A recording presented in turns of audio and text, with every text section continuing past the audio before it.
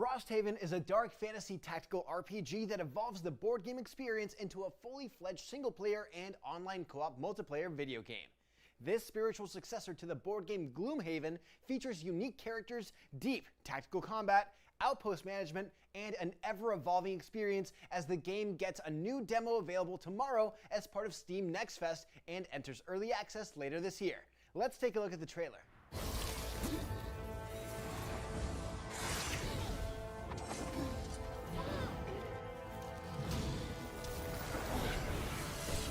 Hi everyone, I'm Hristo Petkov, the game director for Frosthaven. And I'm Julian Gollop, the CEO of Snapshot Games, but most of you know me as the creator of XCOM. We are very excited to get to show you Frosthaven, a dark fantasy tactical RPG based on the highly acclaimed board game of the same name.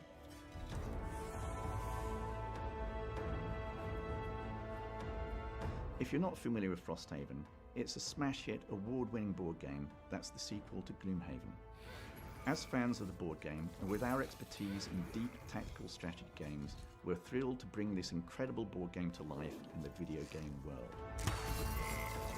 With Frosthaven video game, there is no major setup needed. The digital version of Frosthaven is a faithful adaptation of the board game at your fingertips on PC. You can play with your friends thanks to the online co-op that supports up to 4 players. The in-game tutorial will help you learn the game mechanics, and you have various difficulty modes to choose from, including a brand new story difficulty mode for players new to the Haven games. You have 6 unique starting character classes. Each class features its own unique abilities and playstyle to master, and there are 11 more character classes to unlock during the campaign. You can then jump into quests and experience deep tactical turn-based combat where every move you make could either lead you to victory or lead you to your demise. There's many quests to go on and things to do as you explore the unforgiving and treacherous northern frontier. You can try Frosthaven very soon, as there will be a demo available during Steam Next Fest June edition, starting on June 9th.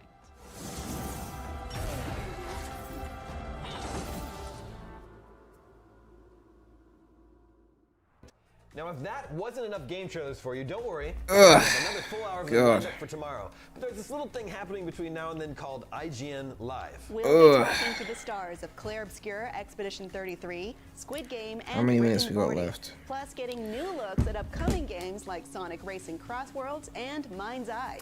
But up next, crack a Nuka-Cola and pop some Mentats. Oh, that's one of the Sonic was never good guys. Oh, I recognize his face. Fallout. That's the only thing I recognize him as. Halloween Ugh. Horror Nights is all about dropping fans right into the world of their favorite franchises at Universal Resorts, and gamers What's up, have chat? a lot to look forward to this year. Here to tell us more are John Murdy and Matt Flood from Universal Studios. Thank you for joining us. Thank you. You're welcome. It's our pleasure to be here. You're both here for a very exciting Halloween Horror Nights announcement.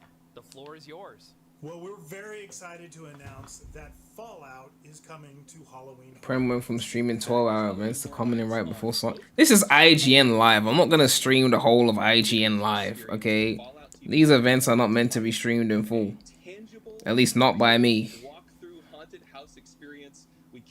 Definitely not by me. The fans of this brand, of the Fallout show, get to enjoy this incredible experience. Well, safe to say I'm very excited. So, what makes Fallout a good fit for a maze? What we do, a lot of what we do is fan fulfillment. We want to tap into the properties that have the most rabid, passionate fan bases, and that is certainly Fallout. And Fallout as a specific brand is so immersive. So much of the brand goes from Vault. Someone said it's Westopolis comments across worlds. That's a good question, and I don't have an answer. But given that they put it in Frontiers and the assets are there, it seems like a very obvious, you know, thing to rehash.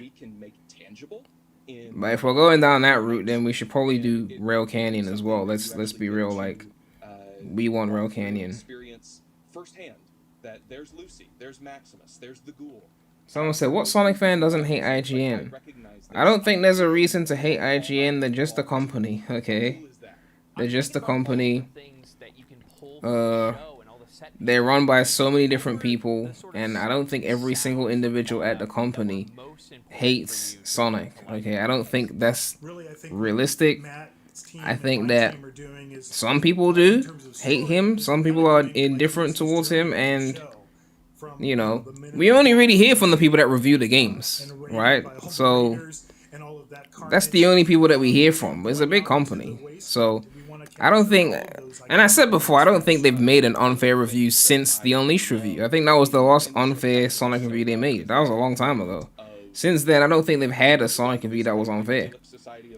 So I feel like the IGN hate is a bit overdone, but it's like a wound that Sonic fans have got now, and I just don't think it's gonna go away. So, you know, that type of thing. it's just one of those things. For us in Halloween Horror Nights, and it's something that it's like, yes, that's No face cam. which is what our Why did no one tell me there was no face cam? Had me talking like, see. Horror over the years, how it's evolved. What it's always done. We got 6 minutes left. All right, I'm gonna go for a quick pee break, and then I'm gonna come back and set up the face cam. At the time, and because Fallout is kind of retro-futuristic, the fact that we get to deal with the aftermath of a nuclear holocaust, I mean, that's just something we've never done on Horror Nights before. So that's just tapping into a whole different realm of horror. You know, one of Fallout's most recognizable designs is the power armor suit. How do you approach something as iconic as the power armor? Yeah, it's huge. Let's start with that. It's massive. You know, we work really closely with the people who are producing Fallout, and they've shared an incredible number of assets with us.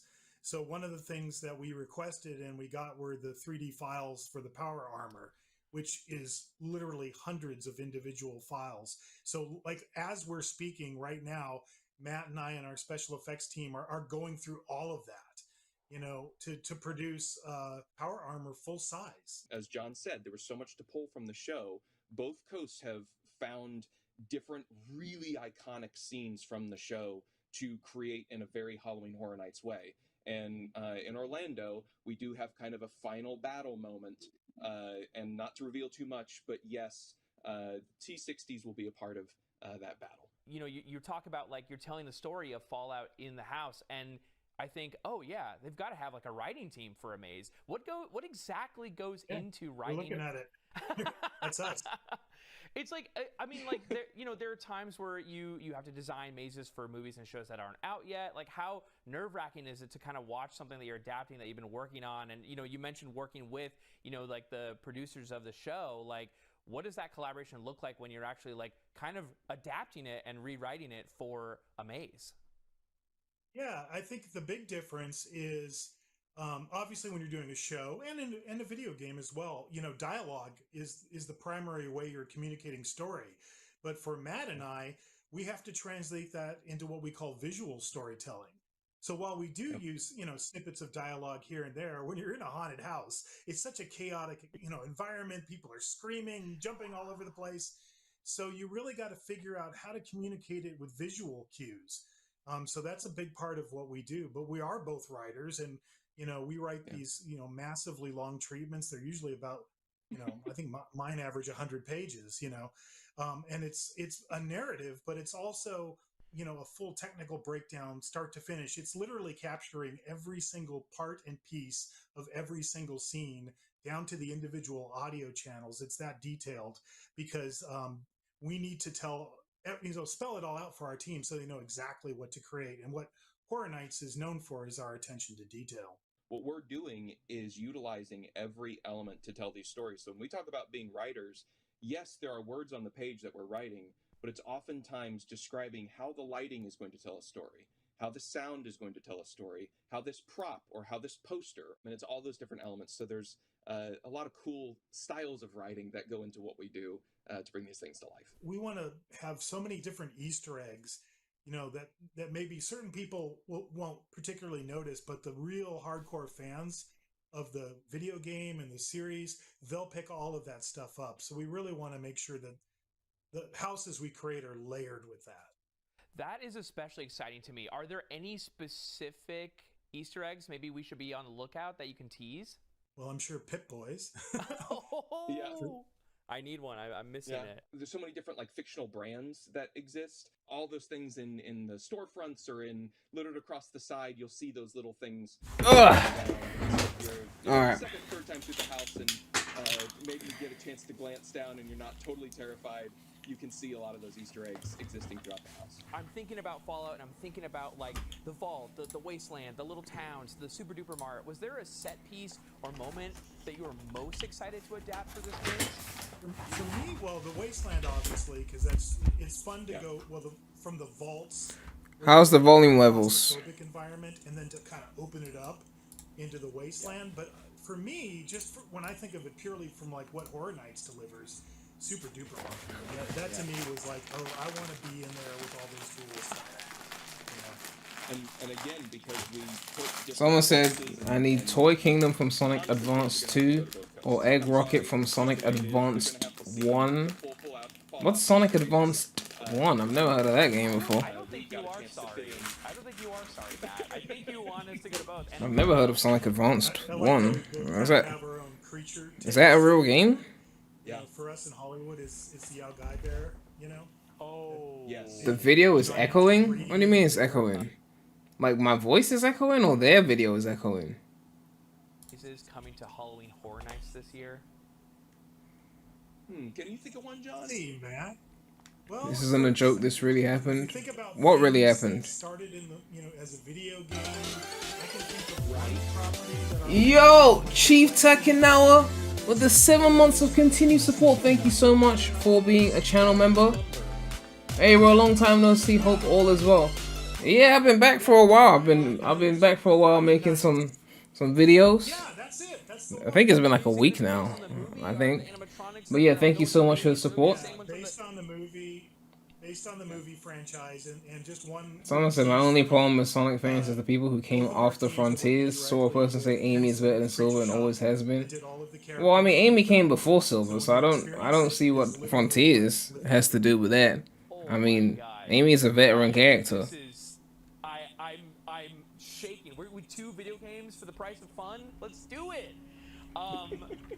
Thank you both so much. Halloween Horror Nights descends on both Universal Hollywood and Orlando on September 4th. We have plenty more IGN Live to come, so stick around.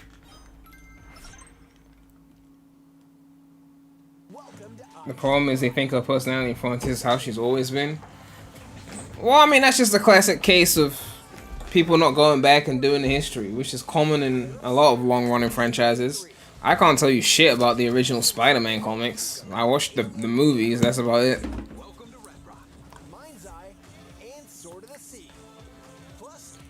You're going to IGN Live tomorrow, do you think they'll have Sonic? Well, I'm guessing they would, if they're advertising that. I don't know if they advertised it. Alright, it begins!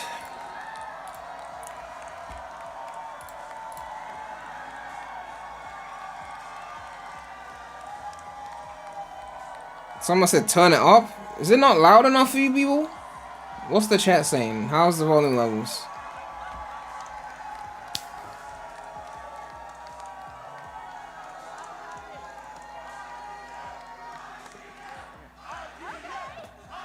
Who was chanting IGN from the top of their lungs?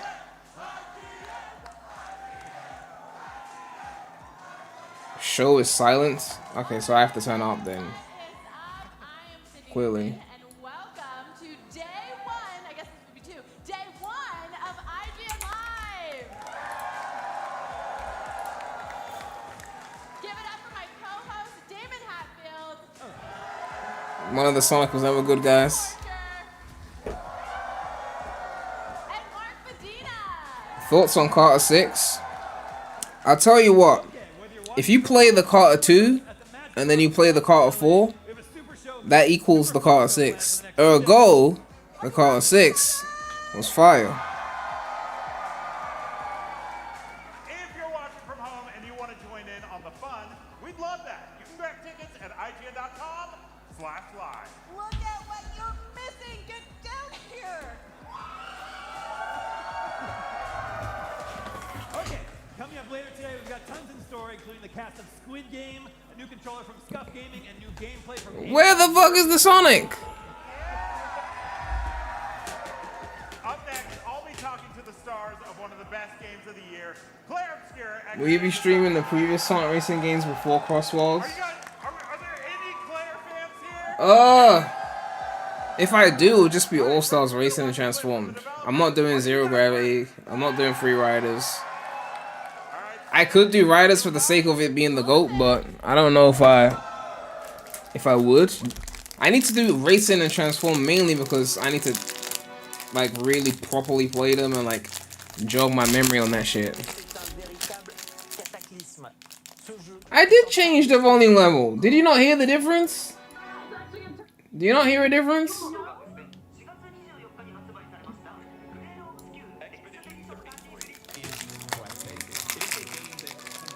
Why would they put it in the title if it ain't today? It is today though. They said, look, let me see. I checked the schedule and it was there. Unless they changed the schedule. Pre-show countdown, so that was the pre-show. Did they change the times? 10th. They must have changed the schedule because I think they changed. Yeah, because look, hold on. Here it said it was 10 a.m. LA time, which would be 6 p.m. But then they didn't go live, so I figured they must have changed something. Something out after 6 years of work. 6 years. It's a very, very long time to work on something. Hold on. It's basically been my life for the last. I think they changed the schedule. I'm doing pretty much only this, living for this. No, there's another one. No, I just saw a different one. Every morning working on this, like every week. I literally just saw a different and I'm very fortunate schedule link, and I can't find it. What is basically my dream and put it out in the world. Let me see.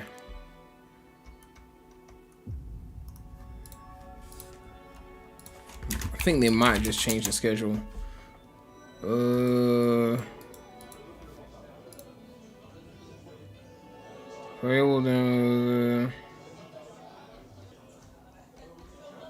I could have sworn I opened a page that had a different schedule to this one, and now I can't seem to find the page. Like there was a link here, as lucky as I am to be able to work, and it's I can't find it anymore. On what is basically a dream, and making this dream to share how it feels, but really it's overwhelming. It's too much. I can't find it anymore. It's happiness, it's sadness because it's kind of the end, in a way, of this beautiful dream. This was the old. Please note that the schedule below is for the in-person event. IGN will also be screaming across. Oh. But joyful. There's different. Okay. Oh, that's the in-person schedule. This is the lames who didn't show up to the event schedule. Okay. So this is the live schedule. At least what we're allowed to share because there'll be big surprises.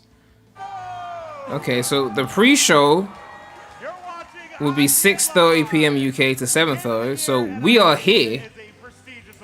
We are here. And Sonic is here. 12:30 p.m. would be 8:30 to 9:30 UK, and it's 7:45. So that means in the next 1 to 2 hours. What? Oh shit, Wonder Stars. I need to check that out actually. I need to check that out. That game's kinda lit though. Wonder Stars is fire. Is there anything else here worth checking out? So the whole schedule was I mean, it's happening today, chat. Don't leave. It's just not as soon as I thought. It's actually happening between 1 to 2 hours from now. So it could be as early as... Actually, not 1 to 2. Not 1 to 2, sorry. 45 minutes to an hour 45. Within that range.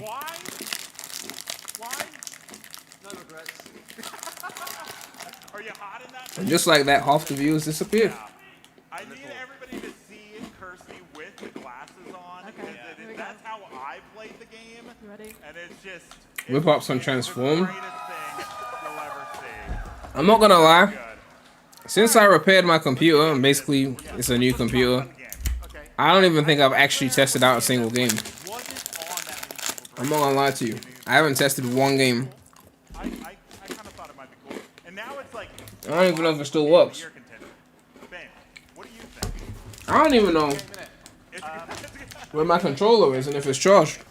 I'm a huge RPG fan and like I have no idea. Where is my controller? It's kind of a game that we felt like we played when we were 9 years old, 8 years old, that first time we ever explored RPGs. Yeah. And it's amazing that it's not only nostalgic, but it feels fresh and new. And it's the fact that it's bringing a lot of people who wouldn't normally play this type of game into it. And it's been My battery shouldn't be dead, right? Kirsty, how's your reception been to everybody? There's someone dressed, like there are people dressed that we cosplay. Is this what you expected? Definitely not. I had an Xbox going, I don't even know where I put it. This, we knew that it was a special game. We knew that people were really passionate. See, I wasn't about it, prepared but for this. I don't think anyone could have known that this would be the reception. So it's very exciting to be here. Yeah. Rich, we need a What is this dongle for? That's not the right dongle. Ow, wow, wow. I feel like the Xbox one was supposed to be like right here, but of course the moment you need something, that's when you can't find We it. thought it was going to be good, you know, but maybe not this good. Yeah. When you signed up for it, you're like, this might be okay. Ugh. You know. But I think that like a game is what a game is, and it is obviously a brilliant thing. Am I still using the M1 Pro MacBook? I'm not using it to stream, no. I use a desktop to stream, but I still have the laptop. It's the M1 Max. Play Free Riders? I'm not playing Free Mid. Okay. Am I watching Future Game Show? Probably not. It's really great to think that people can see themselves in one of these characters. Maybe I just need to get a USB-C to A cable or something. Like fantasy or medieval. Not too many like French aesthetic RPGs. What do you I'll think, just like, play wired. I've got a USB-C cable here, so I'll borrow that. Like, what, is that something you expected? Well, look at us. From the PlayStation 5. Yeah. It's cool as hell. The Dust Collector. Like we've all of us, like we've been to even Rich. Rich is so French right Calling now. it mid as a compliment. Honestly, mid just works good as a word replacer. It just sounds better than just saying something's bad. It actually sounds better. What's this link you sent? Oh, they got footage. Okay. They got footage. Gameplay put on hold. They got footage. Tails channel seems to be in the cut, and they've got footage. So, let's see what we got here. Here's some off-screen footage of Mystic Jungle and Holoska featuring Shadow. So that's what I see. So they're showing it in person over there right now. Wait, this is the wrong page. They're showing it in person there right now. Where is it? The moment I'm trying to make my point. This is the right, yeah, right now. But then they're making the live people wait. The fuck is up with that? Anyway. Marshall with a $2 donation. Thank you so much for the support. A couple of decent movies and they have the cockiness and arrogance to charge $70 for a kart racer. Look, I've been telling you people, pricing is not about budget of how much the game costs to make. It's about what they can get away with charging. Like, do you really believe that they charged $20 for Mania out of the goodness of their hearts? No, right? They didn't do that shit. What's music I usually use in the background when I'm streaming? I need a song to play in the background.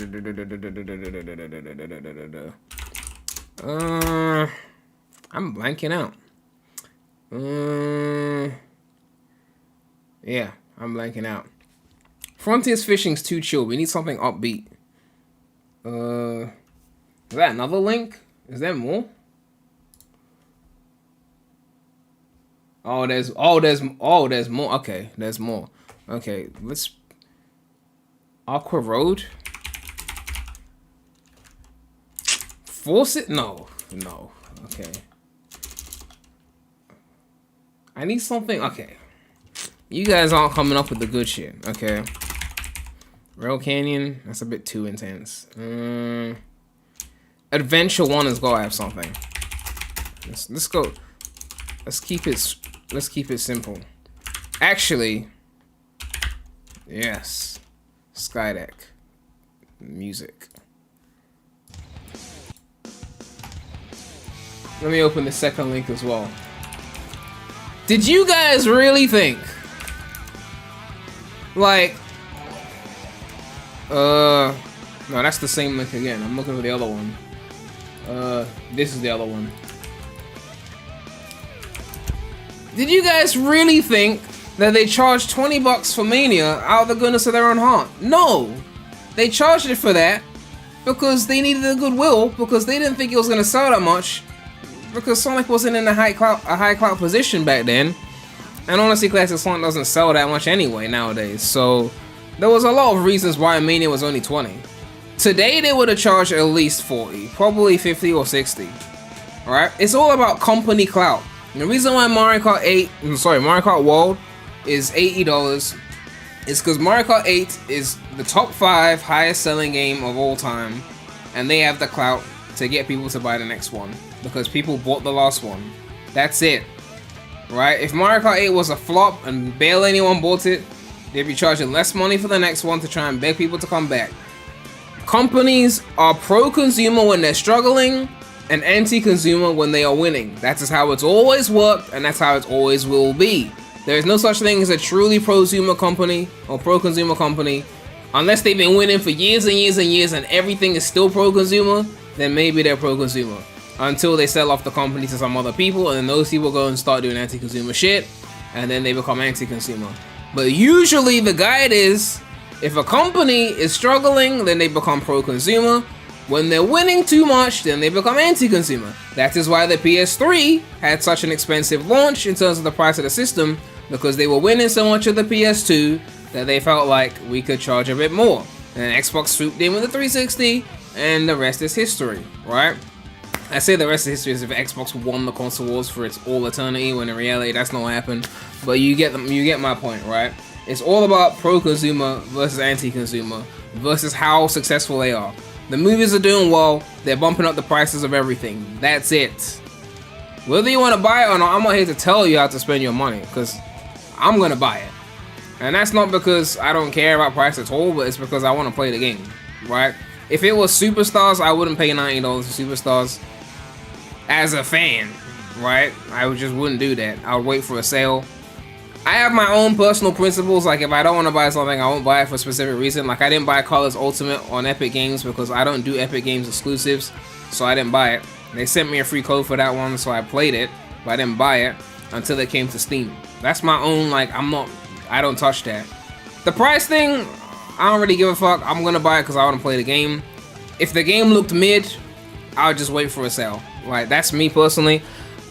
It doesn't bother me when people complain about the price, but it's like, if you're gonna complain and then buy it anyway, like at the same full price they were complaining about, then why the fuck were you complaining so loud then? Like, only complain if you're gonna stand by it with your wallet. But if you're gonna complain online and then still buy it at full price because FOMO, then you aren't really serious, right? So either complain and stand 10 toes, or why the fuck are you complaining at all? Just buy it and shut up.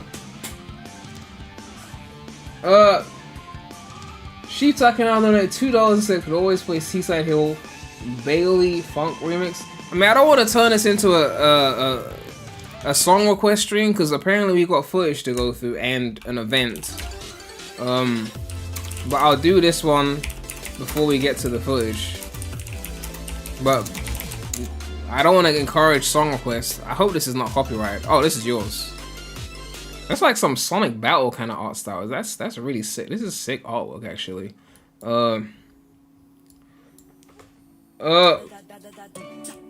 Marshall donated $2 and said, "Believe me, man, I know that Sega does not have the momentum of brand to start charging games for $70. Sega's a company. Money's always the bottom of the line. Corporation's not your friend." You think Sega doesn't have the momentum to charge $70? Are you sure about that? GBE1447 has been a member for 9 months in a row. Thank you so much for the support. Yo, Prem, what's good? Yeah, we out here. Let me show you something. This is what people are sending on Discord, right? Not this. We'll get to that later. They said, this was at 2 a.m. UK time. Crossworlds has entered the top 100 on Steam. It's available for pre-orders on PC. It entered the top 100 top sellers on Steam. Then, I saw another tweet saying it's 55. Then, just before I went live, it's 12th. Top 100 selling games right now by revenue. Now it's the first day of pre-orders, so obviously, you know. But it's 12th on Steam. It's standing right next to FIFA, EA Sports FC. Up here next to Dune Awakening, Counter-Strike, Deltarune, Marvel Riot. Like, it's up there. Clearly people are buying it. This is based off revenue. So, like, the people complaining about the price, I'm not saying those aren't real people. I'm just saying that any person complaining who still buys it at full price and doesn't wait for a sale doesn't really count as a true complaint. You're just talking. Someone said, keep in mind Sonic sells really bad on PC, so I can't imagine how high other platforms. Exactly. Switch One users, when that Mario Kart World FOMO kicks in because you can't play it, and Crossworlds is right there. I mean, Switch One version is cheaper anyway, because I mean that's the 30 FPS penalty, right? You pay less because it's less frame rate. Someone said I think Crossworlds is gonna shock a lot of people in terms of sales. I'm telling you, 10 milli, we hitting it. 10 milli. Watch. Not straight away, obviously. Not straight away. 2 years of supporting the game and promoting it heavily alongside the movies. 10 milli, they can do it.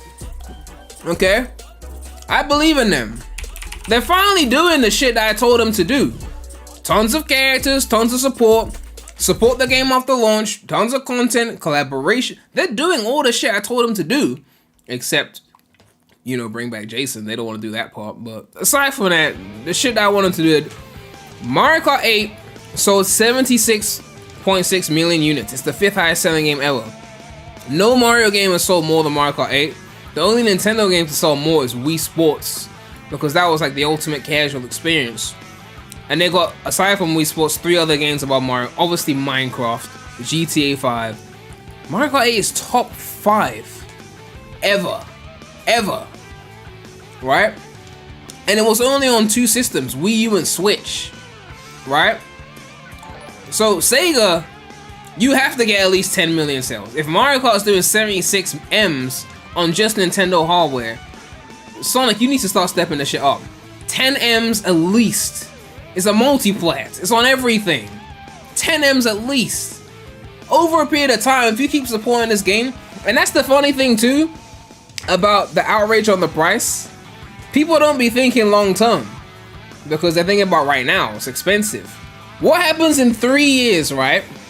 When they've added tons and tons of content, assuming they actually do this, like, you know, year 1 season, year 2 season, year 3 season. Now the game is stacked in tracks and characters and everything, and then they discount it after year 3, and then the casual picks it up for like $50, and it includes all the content. That's how these games sell so much over time. The more content that gets added every year, but then the price is staying relatively the same because of discounts, that's how they make the money.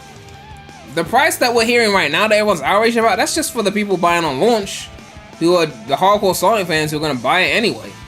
But over time, once they add more content, even at the same price, it becomes more value for money, because they start adding more content to it. It's like, it's more value. Bro, I'm actually behind on donations, my bad. Hold on. Afroshoot Anderson donate $10. Thank you so much for the support. Was the Whale a digital deluxe bonus? If so, who is voicing him? I don't know who's voicing him, okay? But apparently it's a pre-order bonus. So that's another reason why the sales go up, because they have exclusive shit like that. It's like, they know that if you were hesitating to pre-order, and then they say, well, it's pre-order only, that's like all the Unleashed fans are like, well, I have to pre-order now. I saw some comments saying, I'll pre-order the base version and I'll upgrade to the deluxe later, right? You know, stagger the price. But those pre-order bonuses, they get people. You know, they really get people, because if you really want, well, like, listen, I was gonna get the game anyway because I'm hyped for the game, but if I wasn't that hyped for the game and they did some wild shit like Jason Sonic, like 06 Sonic voiced by Jason, Rider Sonic on a hoverboard, and it was pre-order only, I'm like, well, I have to get it now. That's how they get people, because they know FOMO is a real thing. People were bitching about the Switch 2 price and the tariffs and Mario Kart 8, and then when it was time for that release date nearing, all of a sudden everyone was getting Switch 2s. All of a sudden. Marshall donated $2 and said, I meant brand integrity and image. Frontiers was okay and Shadow Gems was good. I wouldn't say that's enough to say the Sega and Sonic team are back. They need back-to-back bangs so I have full trust in them. Just speaking personally, of course. I mean, of course, like, there's a quality control thing. But when it comes to pricing, it's all about what you can get away with. Like, when it comes to quality, you know, it's Sega, right? You get what you get when it comes to them. But when it comes to what we can charge, it's like, what clout do you have? The reason why Nintendo could charge basically full price for Pokemon, even though those games graphically look like they should still be on the fucking 3DS, is because Pokemon is so fucking huge of a franchise that they can do that.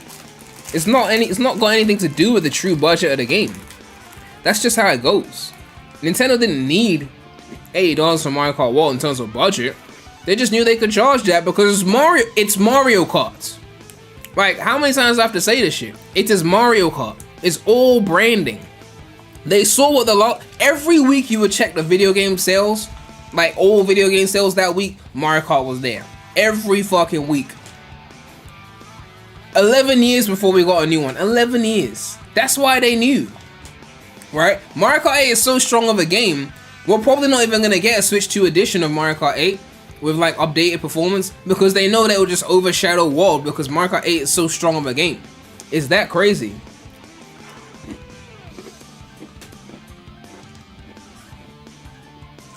Someone donated $2.79 and said, is it confirmed if Movie Sonic is in Crossworld? I don't think that's confirmed, no. But I mean, they have to do something with that. I mean, if Movie 4 is coming out 2027, like, Metal Sonic gotta be in there or something. Metal Sonic? Is that even a different thing? I don't know. I need Silver. Movie Silver. That's what I need. Let me check the event. Make sure nothing important is showing up. Because I think in 30 minutes we have to start paying attention to the event. Oh yeah, Squid Game. That's copyrighted. Alright, let's take a look at the footage though. Let's take a look at the footage. Let's see what we got here. Off-screen footage. So this is at the IGN live event. So this isn't the actual live event. But we're gonna watch that when it shows up. But for now, let's take a look at this footage of Mystic Jungle and Holoska featuring Shadow.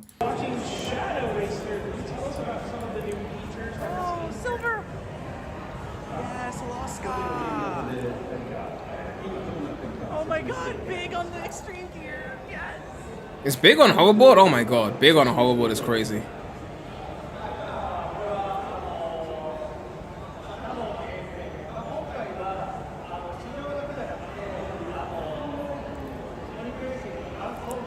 What was that shield thing on top of him?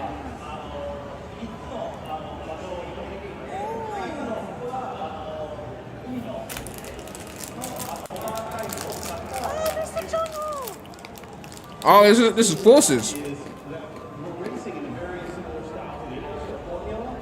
Mystic Jungle was already a racetrack, so that's gonna be an easy one to convert to this game.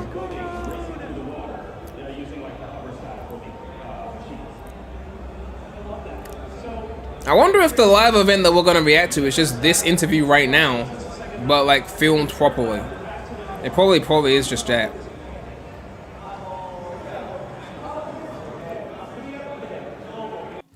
Most likely it's just that. Let's see what else we got. Here's some off-screen footage of Crossworlds from IGN Live with a look at Colorful Mole. So, featuring Tails. Why are they saying Miles? Why are they giving him his government name like that? Like, just relax with it. Like, Tails channel, seriously.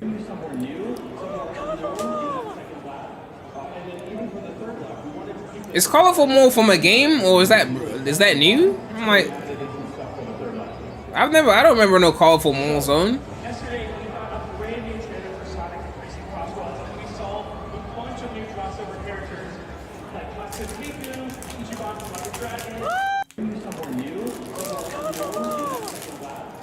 Is this the Coconut Mall of Sonic? I think people heard Mall and just went, yeah, this is the Coconut Mall of Sonic.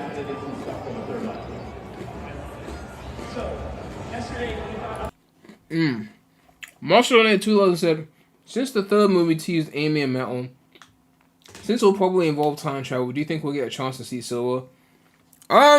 If they know what's good for them, we'll see Silver. Only time will tell if we see Silver or not. Let's see if there's any more footage here, actually. Dragon Road? I think that's new. Let's see Dragon Road.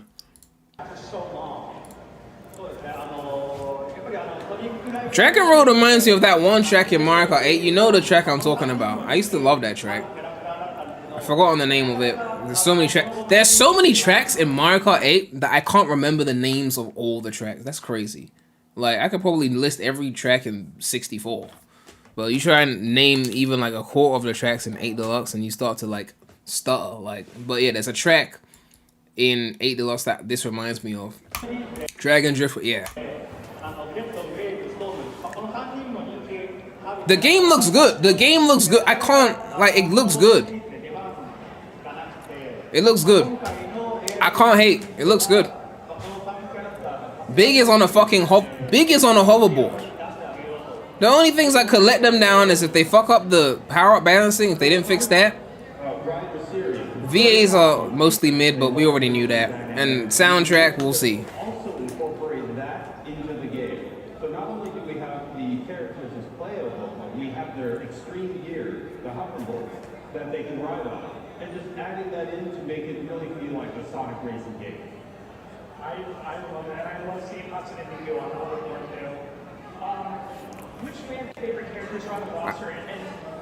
I think they're playing at the 150cc, not the 200.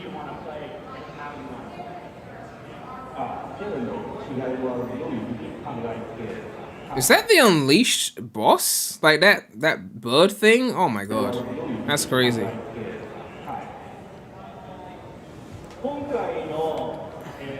Storm is looking kind of lit though, I'm not gonna lie. I wasn't a Storm main in Riders or anything like that, but Storm looking kind of lit. Man, like, I'm just saying, like, I'm trying to look at the footage and like see if the power-ups are more balanced now. Like maybe they balanced it, we could tell by watching the footage. It doesn't look as chaotic as it did when we played it. But they could be curating the footage. I don't know.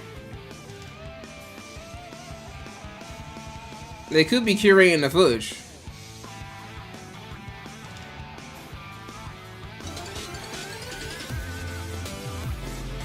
Yo, James, thank you so much for becoming a channel member. Thank you so much for the support. What other Sega characters do you think will be added to the game? They're gonna add Monkey Ball characters. Like, they have to add II and them lot. Like, probably something from Crazy Taxi, like a BD Joe. What's the other one I was thinking of? I said Monkey Ball, I said Crazy Taxi. There was a Jet Set Radio. Okay, they're working on a Jet Set Radio reboot. So I'm sure when that's ready, there'll probably be some kind of Jet Set Radio character. Yumi said, yeah, if this was a network test, Storm would have got hit by at least 3 times. Yeah, they must have fixed it, right? I mean, Sega are a little bit out of touch sometimes, but I was watching everyone's reviews of the closed beta, and literally everyone mentioned the power-up issue. Like, everyone. Like, every single creator that talked about it, people on Twitter, everyone was just like, the power-ups are not balanced properly. Everyone said it. There is no way Sega Sammy heard all those cries and just didn't fix it. Like, there's no way. Okay?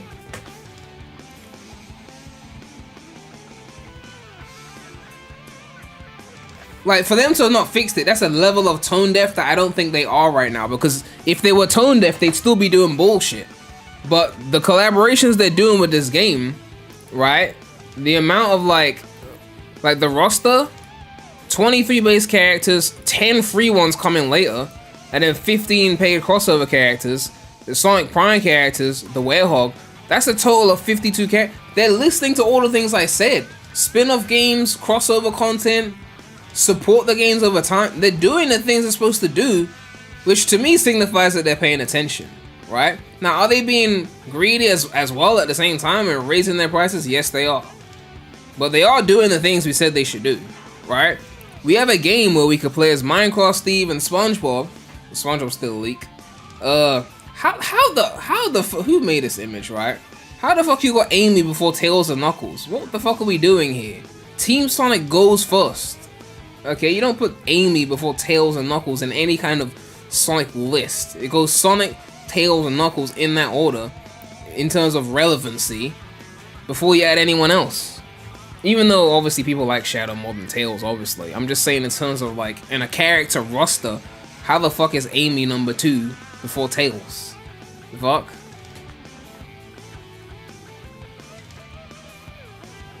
They're doing what they didn't do with Team Sonic Racing. Exactly. Team Sonic Racing, they barely supported that game. They just thought they were going to put it out and that was it. You know, that's the thing. Like, with the price comparisons and like, oh, Team Sonic Racing was only like $40. There was no content. There was no content in the game. There was no content. The story mode was that they had was basically just text. Did Team Sonic Racing even have full voice acting? I can't even remember. It's been so long since I played it. Did it have full voice acting? How much time into the interview? It could be as soon as 20 minutes, but it could be longer because the schedule is very broad. This is the time. Wait, yeah, this is the time period it's got.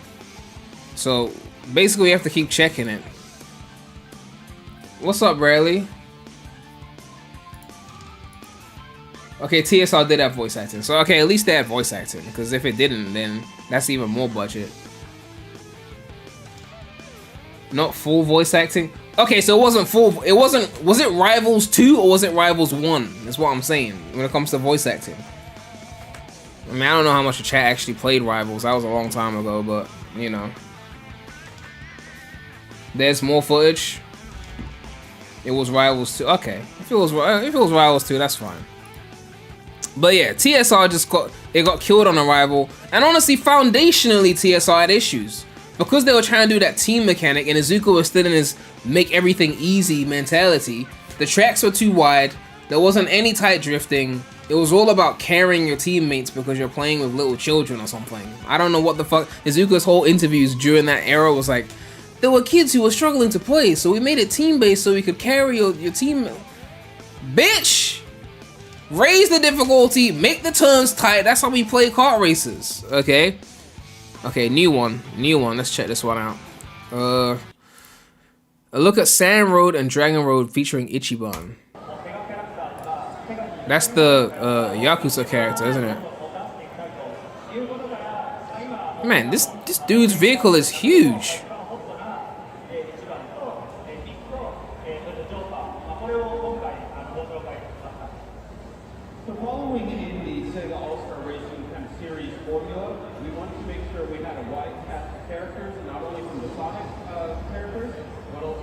Yeah, you can hear part of the interview as well. And also some other non-Sega IPs. So we, really want to focus, especially today, on Joker, on Scott, and Niku as those really cool Sega IP characters joining in, have a really robust roster for racing.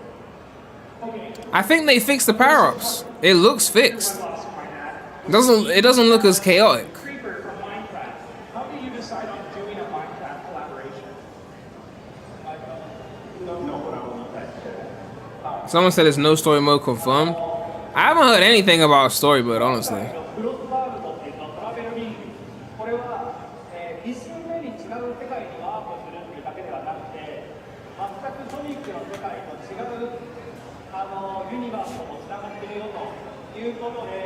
This is most likely not online, so not as much chaos. Well, I mean, the power-up balancing was what caused the chaos, right? So CPUs could still be chaotic if it was that frantic. But, I mean, I guess we'll see.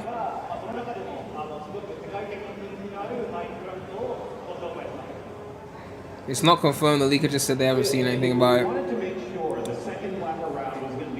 I mean, I'm not really that fussed about story because, like, I mean, I guess Riders had a story, but it had full cutscenes.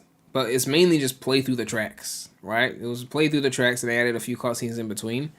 It's fine, but, like, how many times do I replay the story for the sake of the cutscenes? Not that often, you know? Somewhere to a different world that you didn't even think was possible. And then kind of brainstorming what we could do to really make that fun. The 200cc plus the trick mastery is gonna go crazy. Prem wants to see SpongeBob, Steve, and Werehog voiced by Roger interact. When it comes to Werehog, just copy and paste the clips straight from Unleashed. Alright. But I wonder if they will ban people for using voice actor mods because you're going online. I guess we'll find out. I mean, on PC, people be cheating anyway, and so, like, what difference does it make at that point if you have a voice mod on? One of those, you know, who really wanted to portray the characters that can come in, that we thought would be very tough. I don't need a story mode, but there needs to be some type of mission mode option. I mean, I'm a sucker for a good mission mode. I love the mission mode in, like, Mario Kart DS, in Crazy Taxi 2. If they had a good mission mode that involved, like, using the mechanics to do cool shit, I think that would be fun.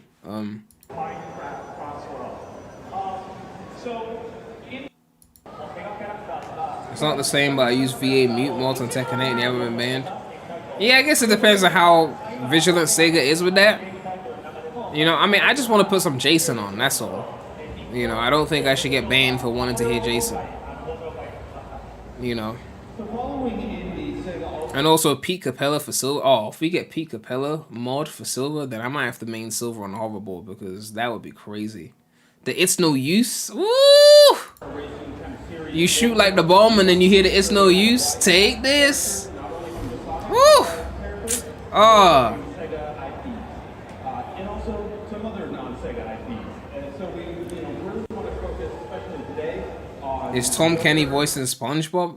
Of course. Of course. Like, this isn't like Sega where they just be changing VAs for the sake of, right? Tom Kenny is voicing SpongeBob.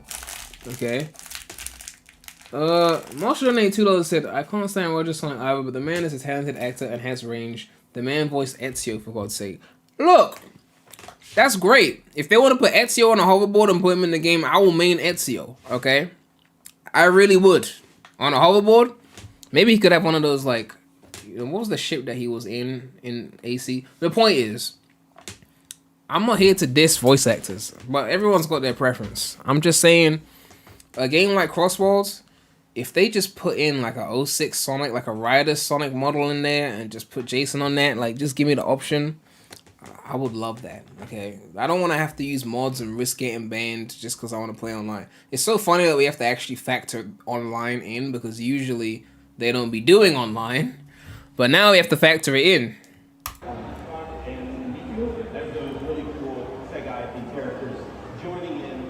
Gamer guy said, can't believe people thought Mario Kart World would be a Super Smash Kart type of game. Instead, we're getting that Sonic Racing Crossworlds. Well, I mean, it's not too late, though. It just came out. You don't know what they have planned for next year. They could start adding, like, you know, Zelda characters and other kinds of characters to the game. And before you know it, in like 5 years, it could be Super Smash Kart. They could just keep going. So we actually have no idea.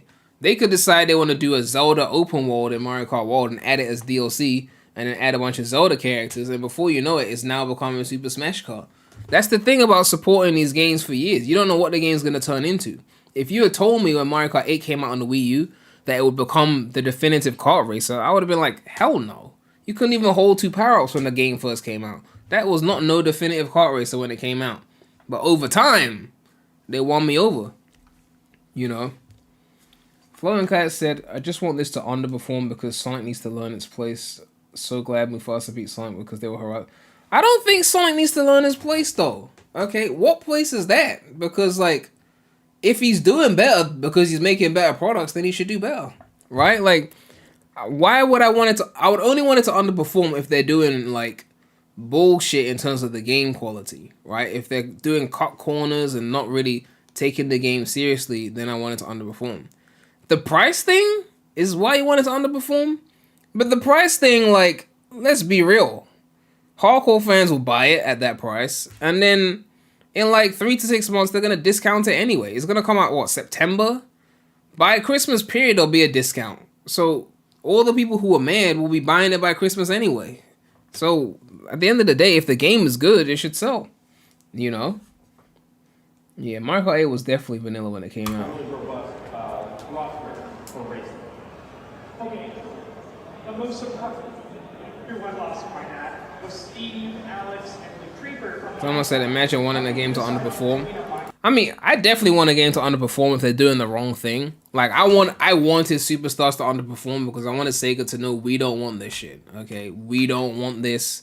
We don't want this, like, rehashing of classic Sonic with the same mechanics, and we're afraid to add anything new because it's classic.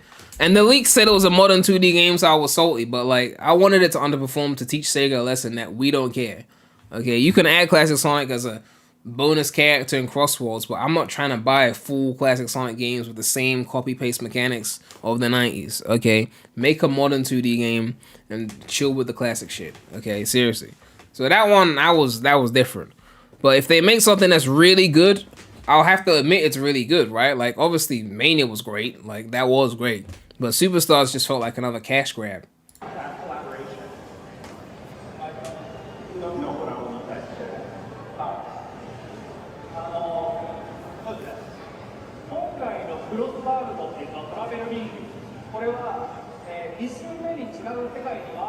I can't believe they got the Unleash boss in there as part of the track. Shooting, like, projectiles at you and shit. What if they made a classic Sonic game that improves the formula? They already did that. It's called Modern Sonic. Like, why would I need it to be classic? The whole point of it being called classic is that it's a certain way. It's classic. It's this way. If you want to do changes and improvements, then it shouldn't be classic. It should just be current Sonic. That's the whole point. Like, when you play Generations, classic Sonic is supposed to play like he did in the classics. That's the goal. And then Modern Sonic's supposed to be the new one. So if you're adding and changing and improving things, then it shouldn't be classic. It should just be Modern Sonic.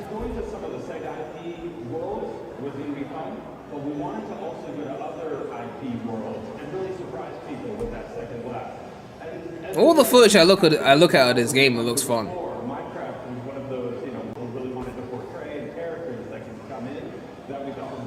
Classic Sonic games that improve the formula equals 3NK and Mania.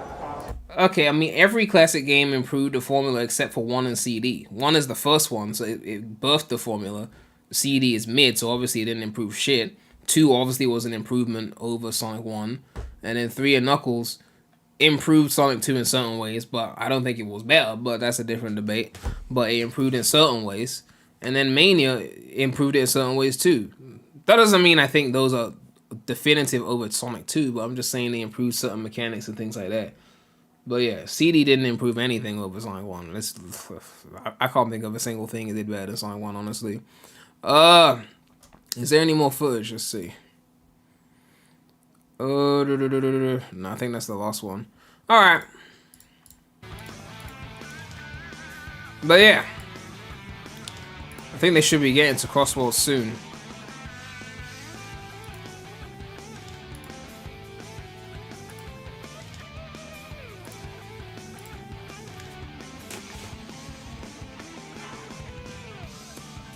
Do you think that Mario Kart 8 Deluxe will surpass Mario Kart World in sales? I'm guessing you meant that the other way around. Will Mario Kart World surpass 8 Deluxe? Here's the thing, right? Here's the thing when it comes to that.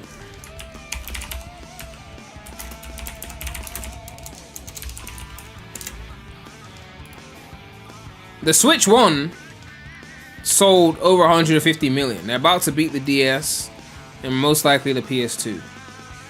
We don't know what the Switch 2 is even gonna sell. Mario Kart 8 did 76 mil. So in terms of Mario Kart World, first the Switch 2 has to sell 76 mil. Otherwise, how's it gonna sell? How's Mario Kart World gonna sell 76 mil if the Switch itself, right? Like 8 did about half the units of the Switch 1, right? So to sell more than that, it's highly unlikely that World outsells 8. Highly unlikely. Bradley said the price of Crossworlds pissed me off. I can't lie, but the game still looks fire. Man, if it was Doom Ultra Eternal, you'd be begging for that shit, okay? Well, then again, Doom Eternal came out. Not Eternal, the other one. The Dark Age. That shit came out and you waited a week before you got it. So, even then, you weren't even riding for your GOAT. Ugh. Main thing Mario Kart World has over Crossworlds is the parkour racing on the walls and rails. That's something that Sonic Racing should have had. Yeah, I mean, definitely. I mean, Riders had the rails in 2006. Racing on the walls, obviously, that's different. But yeah,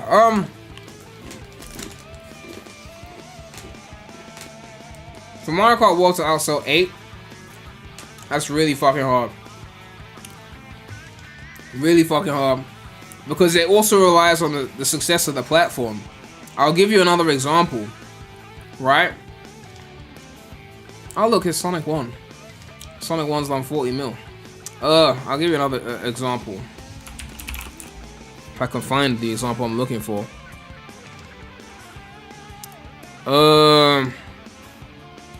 There was an example I had in mind and now I can't seem to think of it. Mario Kart Wii. 37 million units. That's the second highest selling Mario Kart. And that's because the Wii was a huge system, right? Although you could argue that the DS sold more than the Wii, but Mario Kart DS sold less than Mario Kart Wii. I don't know why that's the case. Actually, I do know why that's the case. What the fuck am I saying? Of course I know why the fuck that's the case. Download play. You could have 8 people playing Mario Kart DS off of one cartridge. That's why. So if you had a household and you bought a DS for, you know, 3 of your kids, that's three DSs, not 3DSs. 3 DSs. You could get a 1 copy of Mario Kart, they could still play. You can't do that shit on a Wii. So you gotta buy 1 per system. That's why Wii outsold DS. Not because it's better or anything. DS is obviously goated, but, you know.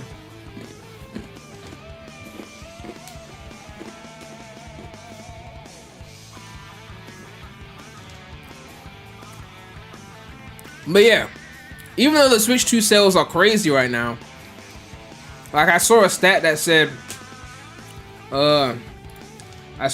basically said it was the highest selling debut of any console ever, like 3 million in the first day or something. Even though the sales are crazy, I still don't think it's gonna outsell Switch 1 overall. I think first year the hype is higher because the build up of Switch 1 versus when Switch 1 came out, they were dealing with the downfall of Wii U, so people were more hesitant. So I don't think Switch 2 is going to outsell Switch 1 in the long run, but in the short run, it's probably going to have a bigger first year because people are hyped for it because they've had Switch 1s. And also backwards compatibility helps, let's be real.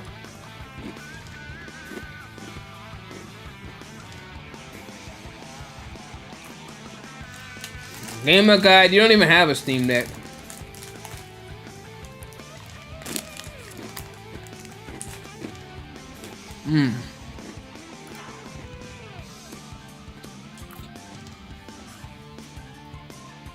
I'm waiting for Iizuka to show up on the screen.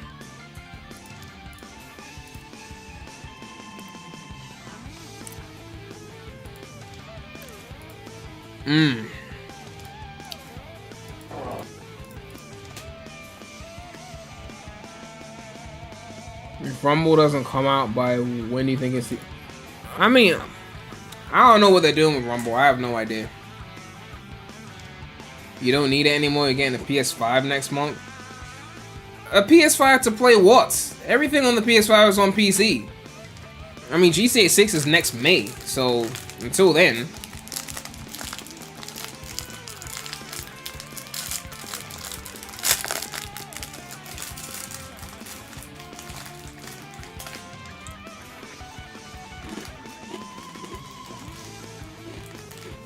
There's a preview of the game from The Gamer. Oh, let me see.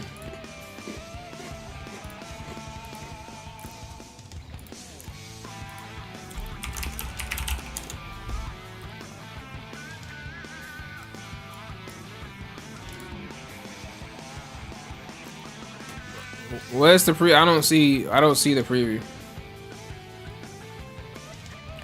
Some of us still prefer PS5 so they don't have to fish it with settings or Windows randomly crashing.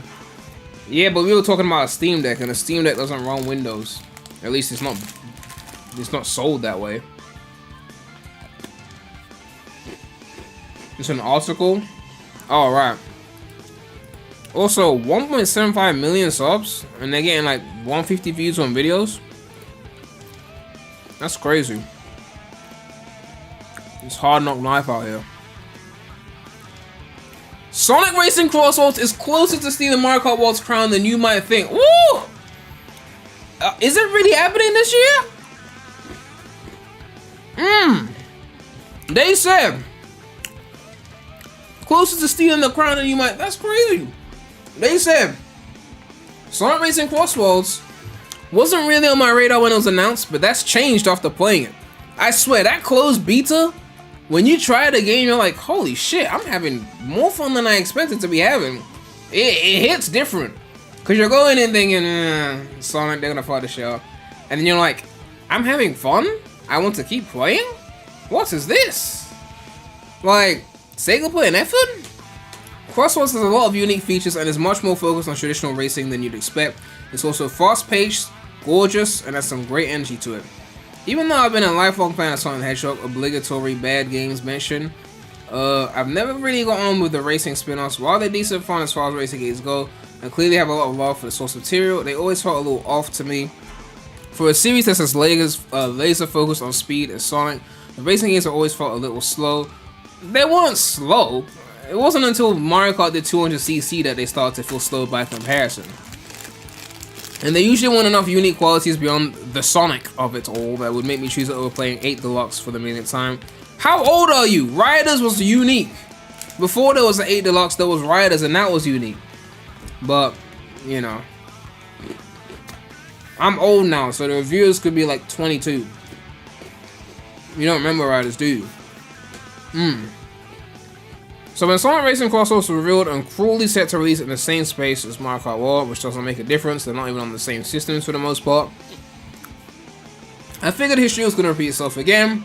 Imagine my surprise when I recently went hands-on with the Summer Game Fest build of Crossworlds and walked away from it just as excited as I found myself feeling for Mario Switch 2 Kart and Racer. Sonic's latest Racer might not be as spit-shine polished as Mario's, but its racing finally feels faster paced, while its surprisingly single-player depth and tight focus make it a worthy rival that might even take first place. Speaking of rivals, my 30-minute demo of Crossworlds is mostly focused on single-player Grand Prix mode instead of the strictly online offerings the playtest had. Okay.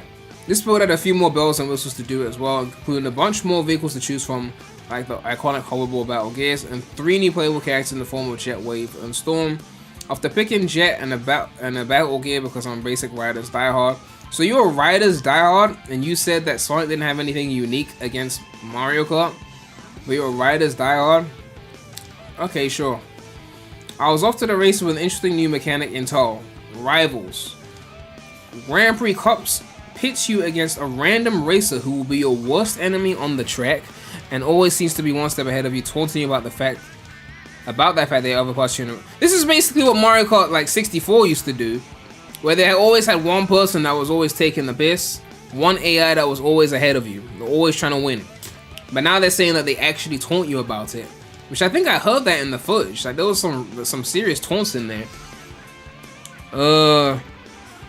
When I played a Shadow for the second Grand Prix, I was able to choose between Knuckles or Eggman as my rival, with each having a different difficulty level. So you pick the rival. So you play a Shadow and they say pick your rival, pick either Knuckles or Eggman, and I'm guessing Knuckles is the easier rival and Eggman is the harder rival. So you can decide how hard your rival is.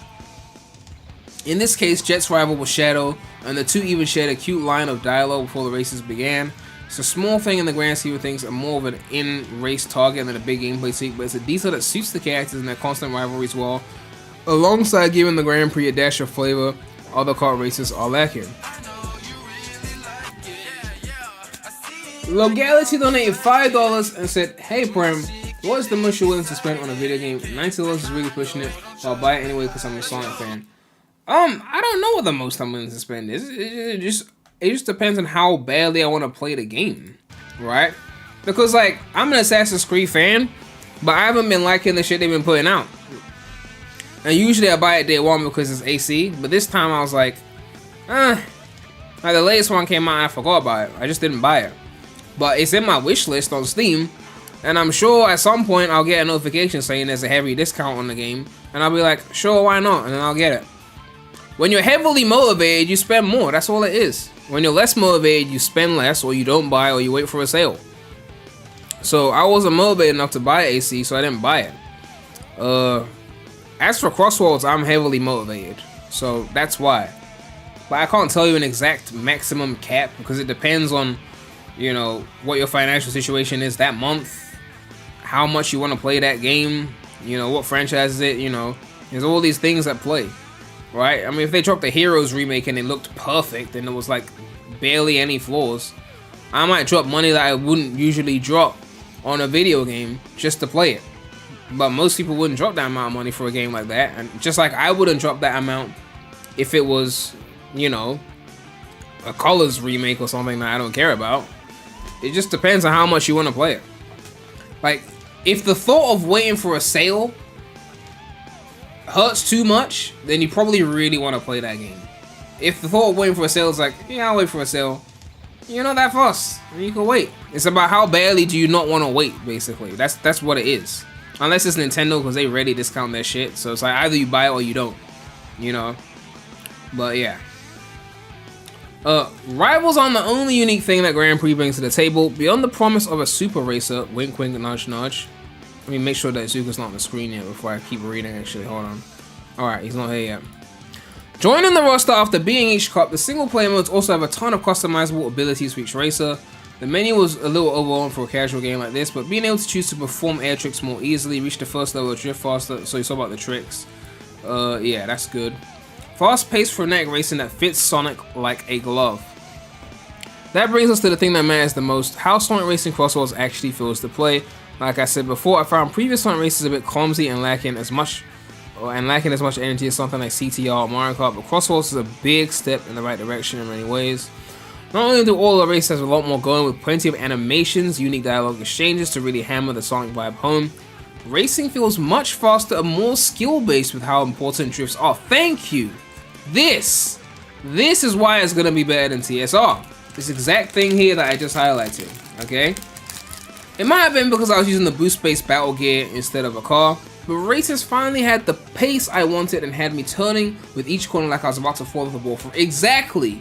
TSR had too many wide open fucking spaces to make it easy for children, okay? But you know it's not children who are spending $90. It's adults. Should have grown out the franchise when they were children, but they didn't, okay? That pace does cause some issues though. Crossworlds can be a little too frantic and at your in your face as to how much items and noise it throws at you. So they still got power balance issues clearly. The bite-sized nature of my preview meant I was struggling more than I'd expect to, especially at the start of a match where everyone's gunning to get ahead as much as possible. Still, that felt more like a skill issue and something to adjust to, as well as being a nice change from always being at first and hounded by blue shells. Again, being on a battle gear might have been why I struggled so much at the start of a race. Those hoverboards aren't built for collisions. Combine that solid core gameplay feel with Crossworlds' impressive travel rings gimmick that lets you swap between stages and the returning vehicle transformations or air and sea from Transformed, and my 30 minutes of Crossworlds felt nowhere near enough. I'm already gearing up to spend far more time with Sonic Stadium's effort than I originally thought, especially the crossplay and hopefully a more solid online experience than the competition. I don't want to keep comparing Crossworlds to World since it's a tale as old as time, but I really did come away from Crossworlds surprised at how much it stuck with me, especially since it's going for a more traditional single player experience than World's lacking open world. I'm of the firm belief that there's more room for more than one stellar kart race in 2025, but don't end up being surprised if your favorite doesn't end up being the obvious choice. When is Kirby Air Riders coming out?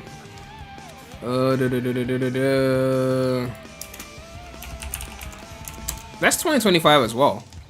This is probably about to be the best year of kart races in a while. 3 in one go. I am still broke. I mean, he said he had an extreme gear build, so he's definitely got a later build. I don't know if it's the final build, but I don't want to play the it's probably an early build excuse because we know how Sonic fans love to, you know, wear that one out.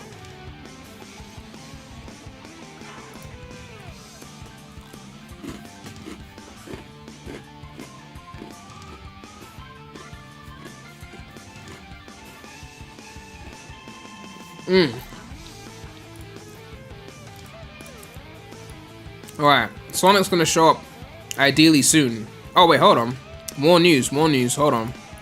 Let's see the shit. Breaking, the Sonic Racing Crossworlds website has added a new description for the game's primary mode to play, mentioning Race Park mode as a party mode supporting local split screen. Local? Man. I mean, that's great. I'm not saying that's a bad thing. I don't be playing local, that's why. They got artwork as well. This is 15 hours ago, I think. It says, gather with friends and play local split screen and Grand Prix in the new party mode Race Park. Compete against a community of players from around the world, up to 12 players online in world match, or test your driving skills in time trials. The 12-player online mode. That's going to be interesting. But yeah, I mean, you've got casuals saying that Crossworlds is close. And might I remind you,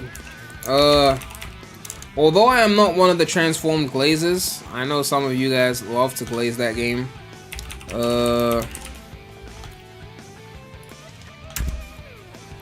Although I'm not one of the transformed glazers, let's not forget, Transformed hit an 82 on Metacritic on 360, which, compared to Mario Kart 8, was only, when we look at the base version, not the deluxe that added tons of content, compared to the base version, have I already gone past it? Compared to the base version, it was only 6 points behind Mario Kart 8. It wasn't that far off. They were within striking distance. They could reach, right? Base version comparison, they could reach, right? So,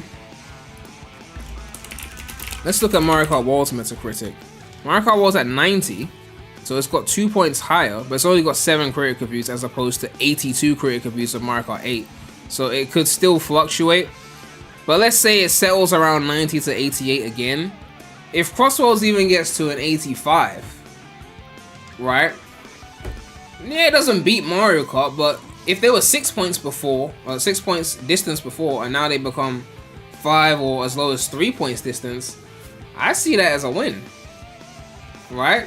I see that as a win. Like, you didn't beat Mario Kart, sure, but like, that's still a win. If it hits 90, I don't know if it's gonna do that, but you know, I'm just saying, like, have I played Mario Kart World? I've only played a very little amount. I've just been so busy. I've barely touched the Switch 2. I did like 1 cup and like a tiny amount of free roam. I need to get to it, honestly. And then all these events have been happening. I've been doing some other shit too. Game Informer's got a preview as well. I guess the embargo is basically lifted. I'm assuming that's what's happening right now. Let's see what Game Informer is saying. Oh, they got a Shinobi preview. Hold on. They got a Shinobi preview. Oh, God, I need to check that out. I mean, sorry. Not the Sonic. Irrelevant. We don't care about mid. Okay. Where is the Sonic? Oh, they got a Scott Pilgrim preview as well. Shit. Where is the Sonic? I know, see the Sonic. Previews. Neil Patrick Harris stars in Deadpool VR. Man, everything is happening today, clearly. Everything is happening. EA reveals College Football 26. I don't even recognize half the things on this website. Where is the fucking article?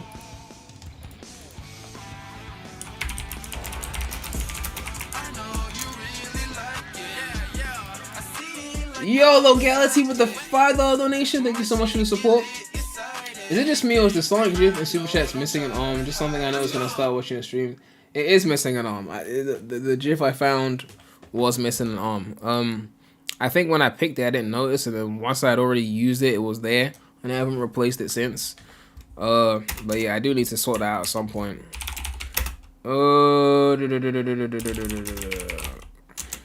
Let's try Ocean Palace. Alright. Daddy Iizuka hasn't shown up just yet. We'll get there soon. Alright. Was this from yesterday or is there a new one? They got an article from yesterday. Oh look, they got the Team Sonic Racing review, falling short of the podium. They said it implements interesting ideas but ultimately fails to stand out, which we already knew. Iizuka was trying to make things easy instead of actually trying to challenge people. I don't see this new preview. This is from yesterday. I don't know. Yeah, this is not. Unless it was on YouTube. Unless the preview was on their YouTube channel. I don't know who said that game format had an update because I haven't seen it. Yeah, I don't see it. The link is on their Twitter page. Okay.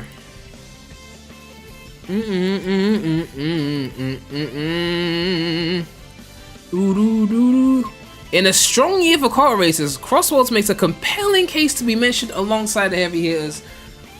You see what I mean? All the signs are pointing towards this shit is looking hype. You know, I would even argue that the $90 situation is a sign of extreme confidence from Sega. I mean, I get it, it's a high price, people don't want to pay it, I understand. But they must have seen the previews and been like, oh shit, they feeling this shit. We was gonna charge like 60, but like, we showed it to IGN, they were having fun. We showed it to Gaming Informer, they were having fun. Like, they were having fun, like real fun. Like, let's just jump this up a couple bucks, maybe 20 bucks or so. Like, you know, like, maybe that's just what happened. Maybe it was a last minute price increase pivot because they were just like, shit, people fucking with this. Like, we thought it was gonna be another 7 out of 10 reception type game, so we weren't prepared to charge too much. But the way IGN fucking with this, like we called them over to play the game for 30 minutes and they wanted overtime like type shit. Maybe that's what happened. Let's see. Sonic Racing Crossworlds, rolling around the speed of sound. Of course, obligatory quote of old Sonic game. This year has proven to be a big one for kart racing fans. Following World's launch, kart racing is at the front of many folks' minds. Though Mario Kart will likely be the tentpole, yada yada yada, Sonic has been put on an excellent product on track on multiple occasions. Look no further than Transform, which some glaze to be one of the greatest kart races ever. The upcoming Crossworlds feels like a throwback to what made games like Transform and Riders be so beloved, while remaining modern and innovative within the genre. Gathers a massive roster of characters with distinct strengths and weaknesses. Handling, acceleration, power, speed, boost. The difference between the races is noticeable. Let me check the IGN live just in case Iizuka starts showing up. Knuckles' power classification rings true as effortlessly bullied at other races around the track. Amy's handling was perfect, allowing him to tightly drift around any corner more easy than you could with, say, Tails and his acceleration style. And do I have to spell out what category Sonic falls into? Okay. So you play this jet from Riders. Primary vehicle is Extreme Gear. The hoverboard's using the Rider series. Spend most of my time in Grand Prix mode racing through different courses like the winding, colorful mall, or the scenic Mystic Jungle. Much like Transformed, players can also take to the skies or ride along the ways thanks to optional and mandatory sequences where racer vehicles change from. After the first lap, you have the crossroad thing, yada yada yada. Okay. I appreciate how each race has the potential to be different thanks to these crossroads teleportations, though if you want a straight race through the same track, Sega confirmed to me that there are custom rules where you can disable them from popping up. See, there we go. Another W. Another W, okay? Another W confirmed, right? Because some people were complaining that, oh, the crossover mechanic will get old quickly. And while I disagreed, I mean, I could be wrong. Maybe it does get old quickly. I didn't play for that long period of a time. But while I disagreed at the time, the fact that they gave me the option to turn it off, that shows that Sega's listening. Options. You know, just like in Mario Kart, you can play like Versus and turn off certain power-ups or make the power-ups more frantic. You can turn off the crossroad feature. You could just take it from Sonic Racing Crossroad to Sonic Racing. I think there was a game called Sonic Racing that they dropped on Apple Arcade or something. But the option is there. Sega has been listening. They're actually paying attention to all the bullshit shit they weren't doing, and they're starting to actually do the majority of those things. They brought back the Werehog. They're doing collaborations. They're supporting the game, adding content. They're giving you options, right? The only thing they could do to fuck it up now, aside from Roger Werehog, is a 60 FPS cap on PC, which, oh my god, please no. Please no. But let's keep going. Iizuka's still not on the screen yet. Okay. Occasionally, the Crossworlds travel rings will feature a golden emblem indicating it's a frenzy variant of that stage. Oh, so the golden one means it's frenzy. Okay. If the leader chooses that gate, the Crossworlds course have one of several modifiers active. The one I experienced had dash gates everywhere, resulting in a mad, frantic sprint through the lap. I didn't realize that's what the colors were. Other frenzy Crossworlds include unlimited boosts and unlimited green rockets. I'm most excited to see what other creative variants Sonic Team has come up with for these special event Crossworlds. When I wasn't racing, I was tinkering with the robust customization options. As you play, you earn dumper tickets, which can be traded for customization elements.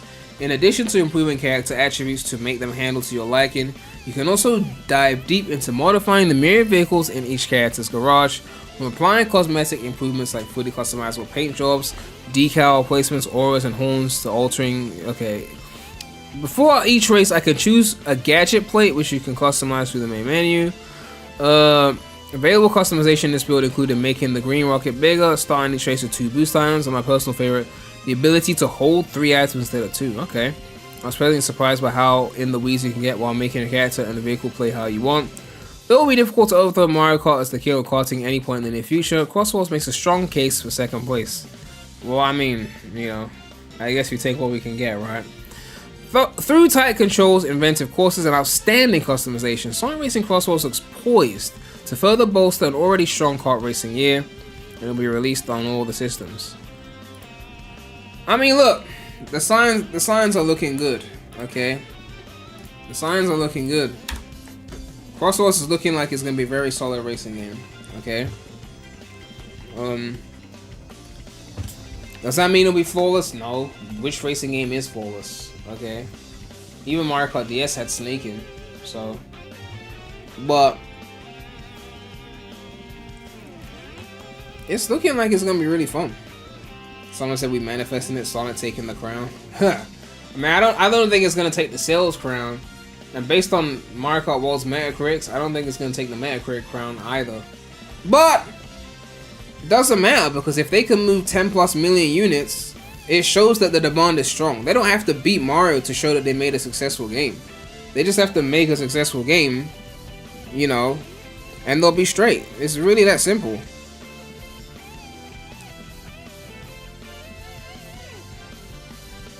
Someone said, obviously Mario Kart will remain on top, but Crossworlds will be better, and that's all that matters. Well, I mean, better is subjective, but if you believe it's better, that's what matters, really, because, you know, that's really what's important. Did you enjoy it, right? As long as you enjoyed it, then it did what it needed to do.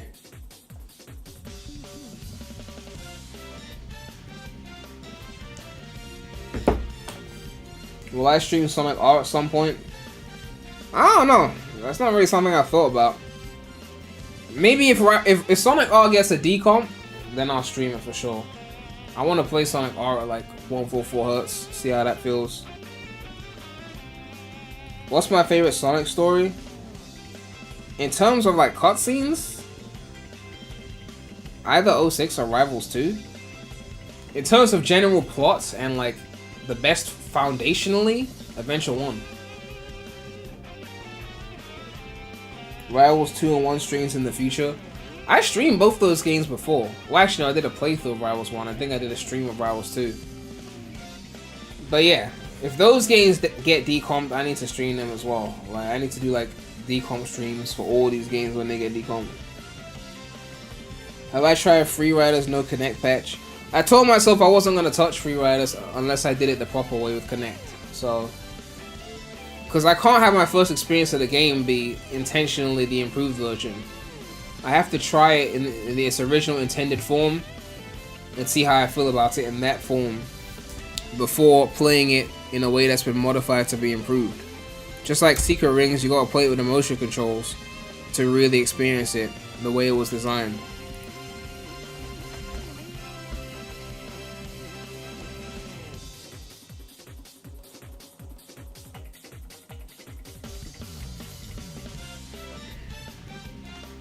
Alright, we're getting dangerously close to the point where we need to see the Sonic, okay? It said Rick and Morty, then Sonic Racing Crossworlds. So what are we looking at now? Is Is this Rick and Morty, or are we still not at Rick and Morty yet? Do we know if Extreme Gear plays differently than the cars? I believe they play basically the same from what I've seen. Someone said, I think Rivals games weren't well received in terms of story. I don't even know what Rivals had on Metacritic. I was a kid when that came out, so I wasn't paying attention to all the reviews. Yeah, Rivals didn't get high scores.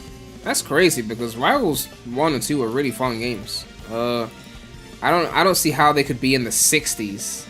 That's ridiculous. It should have at least been in the 70s. It was a fun game. They were fun games. But this is around the time of 06, and they just wanted to shit on everything. 74. IGN gave it 74.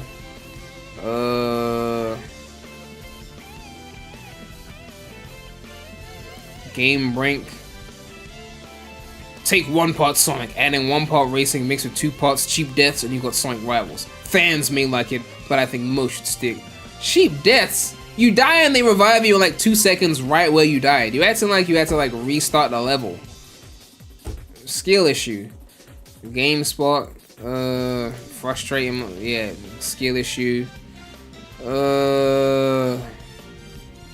Power-up attacks and platforming obstacles model the experience. Skill issue. Yeah, I mean, they were hating on Rivals low-key because a 6? That's crazy. It should have been solidly in the 7s at least. You know, solidly in the 7s. 6 is crazy. Yeah. Sonic Rivals 2 is a technically complete game, but in the altogether more important areas of inspiration, design, and sorely lack.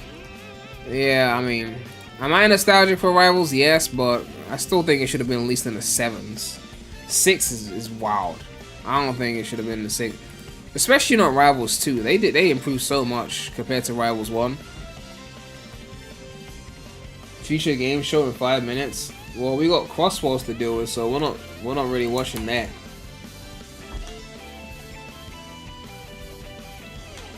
What's up, Soler? Why does the stream keep stopping the live feed? I think when you leave the tab, I think it does that. Who cares about Midworlds? Watch some Game Fest. You talking about Future Game Show? I ain't watching that shit. Sorry.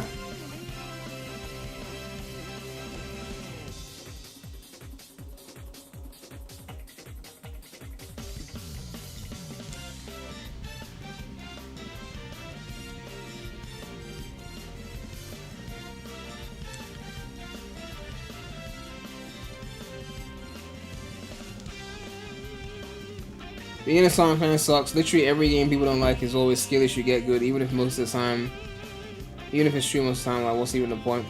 But I mean, that's just what gamers do though. Like that's just like the #1 defense when you like a game and someone says the game is shit. Or if they say it's frustrating. It's just human ego. It's just the go-to thing to say. You know?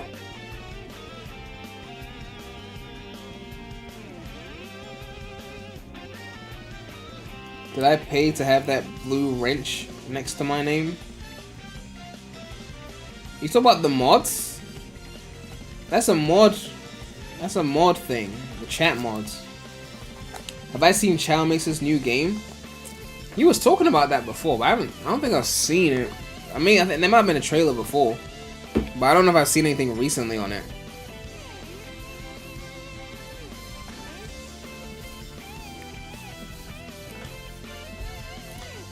Alright, still waiting a few minutes. Let's change it to something more relaxing. Crossworlds and Arc Aquatica. One involves hedgehogs and cars, the other involves some scary fish. Alright, there's one more thing. There's one more thing before we get there. One more thing. One more thing before it begins. So don't touch that dial. What is Prem talking about? What's a dial? Why is he saying we shouldn't touch it?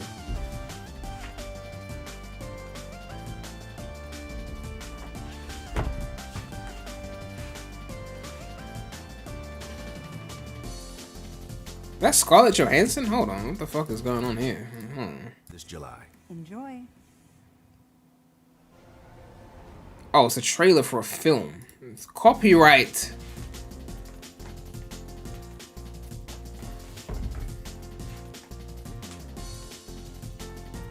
You pay in personality? Huh, very funny.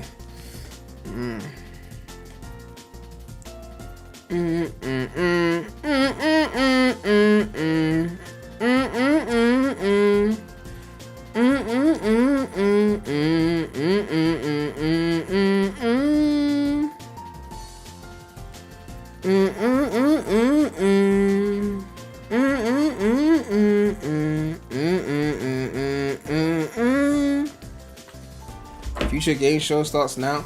Why does everyone want me to react to future game show? We got the Sonic. Isn't that why we're here, the Sonic?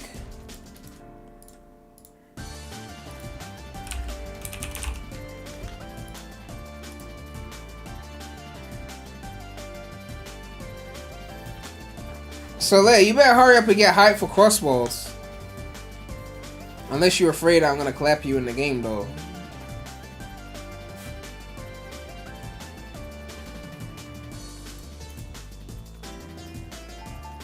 Mario Kart World is 1440p docked.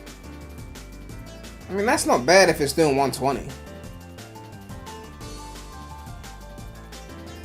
Like I'd pay that money for a Sonic Racer. You probably spent more in Street Fighter by now though. With all that DLC that dropped. You spent more than that. They were charging ridiculous money just to change the outfits.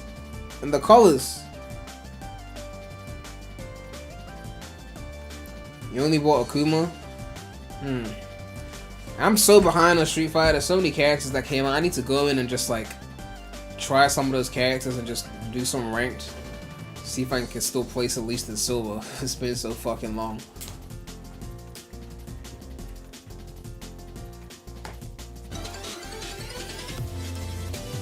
Yo! Iizuka has become a member. Thank you so much for the support. Thank you so much for becoming a channel member. Will they say SpongeBob for Sonic Central? I don't even know if we're getting a Sonic Central.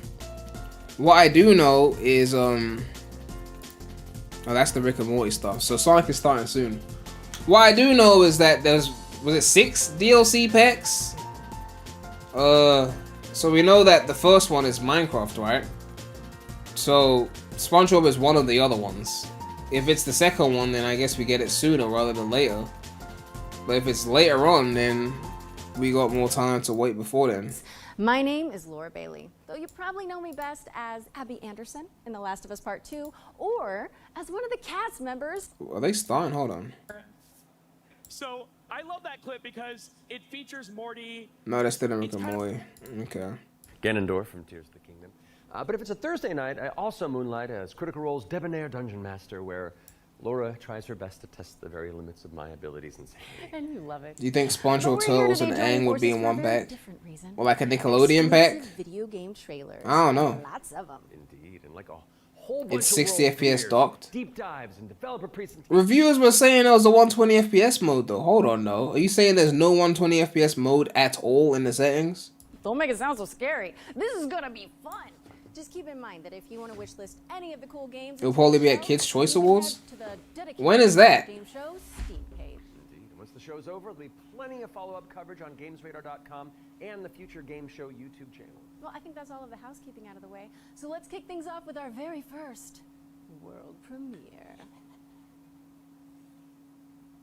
You need a TV. Well, of course you need a TV 120 FPS, but I'm saying, is there a setting to change it manually? Or does it just detect your TV and just decide for you? Taki, we're gonna find out about your copay right quick, okay?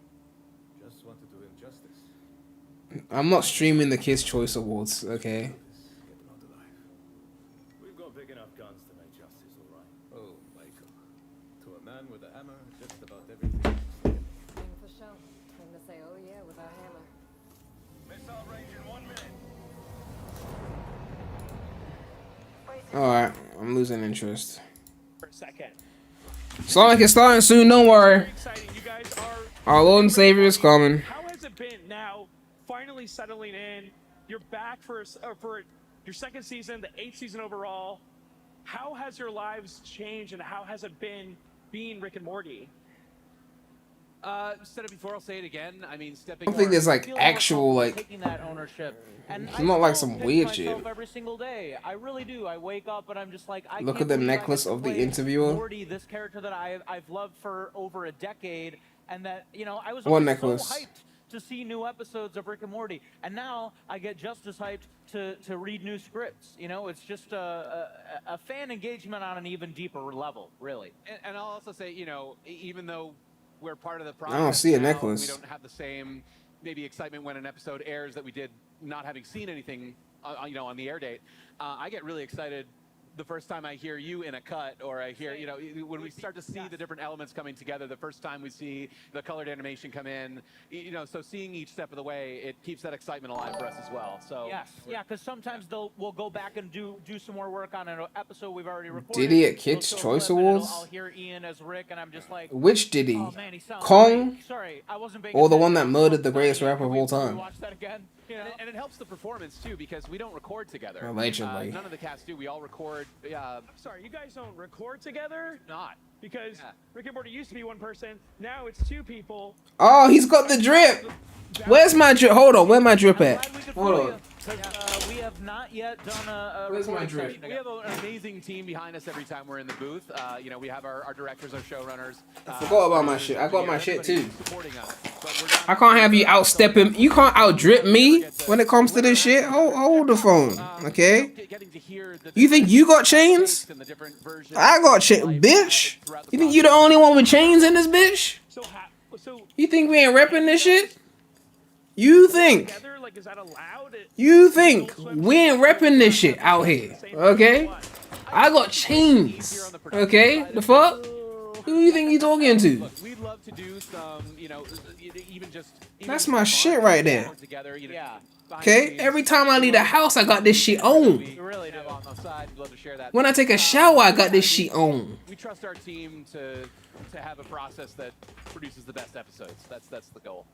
When you guys are like at these conventions, Silver would probably be my main character in Crossworlds if it wasn't for V8 issues. do you guys do in character, like Pete Capella on a hoverboard? Oof! Oh, God.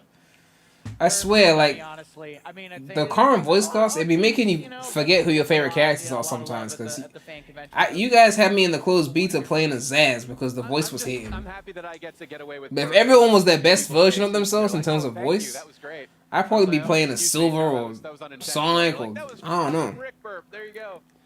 Ian and Spencer can both burp on command, and I cannot.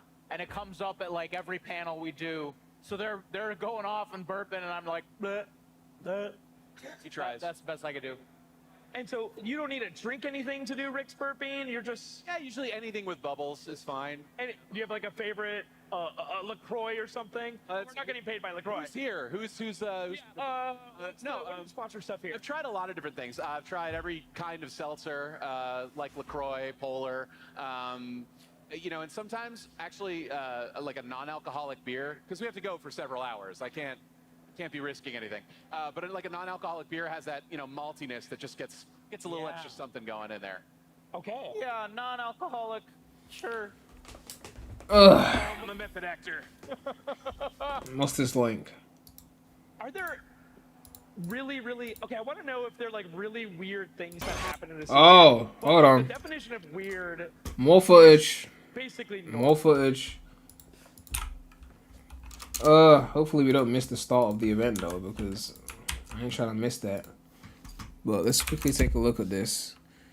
Direct feed footage of Dragon Road from Crossworlds via Game of Braves on YouTube. Oh, yeah, the embargo is lifted clearly. We gotta check that. Let me just go straight to their YouTube and like get it from a place that's not Twitter compressed.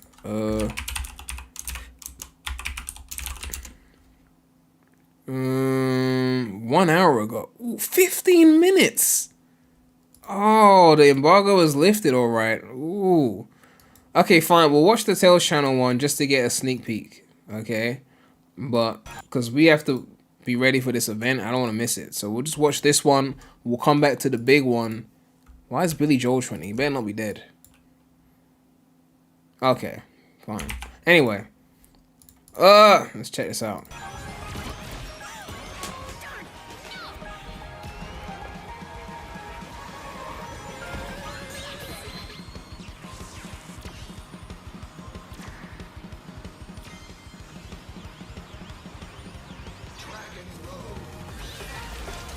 Oh, Dragon Road is a crosswalk? Man, damn, it's only one lap.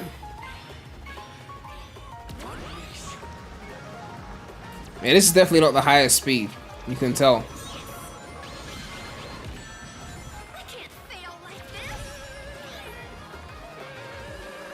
Yeah, it's so much more tighter turns. Like, Team Sonic Racing was too wide open space.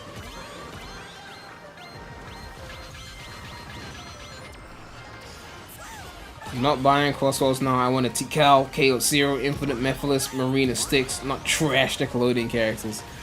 Can I say I'm thoroughly surprised at the amount of Sonic fans who are upset that they got a racing game and SpongeBob made it in. I was like, how are people upset that SpongeBob is in the game? It's SpongeBobby! Like, it's Bob. Is it not Bob? Plus, they actually look like they're supporting the game, so you might get the character you want over time anyway. Unless the character you want is Elise, then they'll pretend that she doesn't exist. But aside from that, you know, you probably get the character you want. I need to know because is he wearing a 7 out of 10 IGN t-shirt? Oh my god. That's Warner Brothers, right? That's Adult Swim. They're really leaning into the memes now, aren't I need they? to know if Rick, and my boss is making me ask this, so I apologize. I need to know if Rick would enjoy the chicken jockey memes. Would enjoy the what? If he would enjoy the chicken Copyrighted jockey memes. content. Like, would he be above that or would he love it? Because I think it could go either way. You think Rick has time to pay attention to any memes?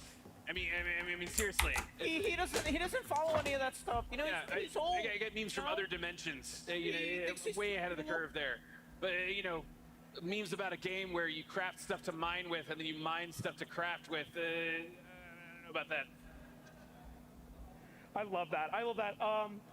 Ian, Harry, thank you so much. Guys, give it up for Ian Cardoni and Harry Belding. Thank you. Guys, thank you, Jeffrey. Thank you. New episodes of Rick and Morty are airing Sunday nights on Adult Swim. But if you want to pass the time till then, stick around for lots more IGN Live. Guys, give it up one more time. If you were to pass the time until then, yeah, we're really waiting for Rick and Morty, but because it's not out yet, I guess we'll pass the time by watching Sonic Racing Crossworlds. Is that Akon? I think it's time now. IGN Live is presented by Mind's Eye. Pre-order now. I think it's time. The Cinefix Top 100. A list so secretive even we don't know what movies are on it or where they rank. What do you mean you don't know? Each episode will reveal one of the movies. Did I rush it? Felt like I rushed. That was good. I liked it. Talk about why it belongs and finally find It's a out copyright where it nightmare. ranks. Are any of the movies we've shown here even on the list? I have no idea, and it drives me crazy. I thought that was Pedro Pascal for a Join second. us as we find out on Cinefix, IGN, and wherever you get your podcasts. Why so serious? What did I think of the Minecraft movie? I didn't watch it. Catch up on all your favorite shows with up-to-the-minute gaming and entertainment news with Geek Media Podcasts. Welcome to a very special episode of IGN Game Scoop. Game Scoop has you covered for all things Game Scoop, that's the show where they said Sonic was ever good. Tune into Podcast Beyond for the biggest PlayStation news. Man, this is a cool looking trailer. Everything Xbox. That's another one of the guys from the video. Well, he apologized. The voice of Master Chief. Catch up with your Super Nintendos on Nintendo Voice Chat. Did they say Super Nintendos? Oh my god. If I have to hear another Nintendo pun, oh, I can't stand when channel names are, you know, wordplay on the word Nintendo. Yes, we get it, you're a Nintendo channel. You don't have to put Tendo mixed with your name. I get it, like, everyone does it. It's so played out now. It's so played out. IGN Playlist is the best way to track your game collection. Now you can even import your entire Steam library to Playlist, making it easier than ever to review games, show off your collection of the world, and finally chip away at that massive backlog you keep meaning to get to. IGN Playlist, check it out. Can't find that final collectible you're missing? IGN guides are trusted by millions, easy to use, and best of all, free. IGN has the very best, most complete and accurate guides for Shadow of the Erdtree, Baldur's Gate 3, Tears of the Kingdom, and so much more. Nintendo. Every guide is Nah, I'll probably go with tested and Ninprendo. by experts. If I was gonna do a Search corny for Nintendo IGN pun, when you search for I guides. call myself Ninprendo. Oh my god. Where's Father Zook? El Zookador! IGN Live!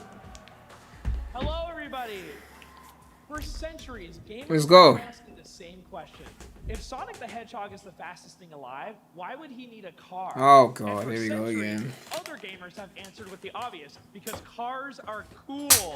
That was not the answer, Tell us but about the Blue Blur's latest foray into motorsports in Sonic Racing Crossworlds. Please welcome head of Team Sonic, Takashi Iizuka, and senior director. also known as El Zookador.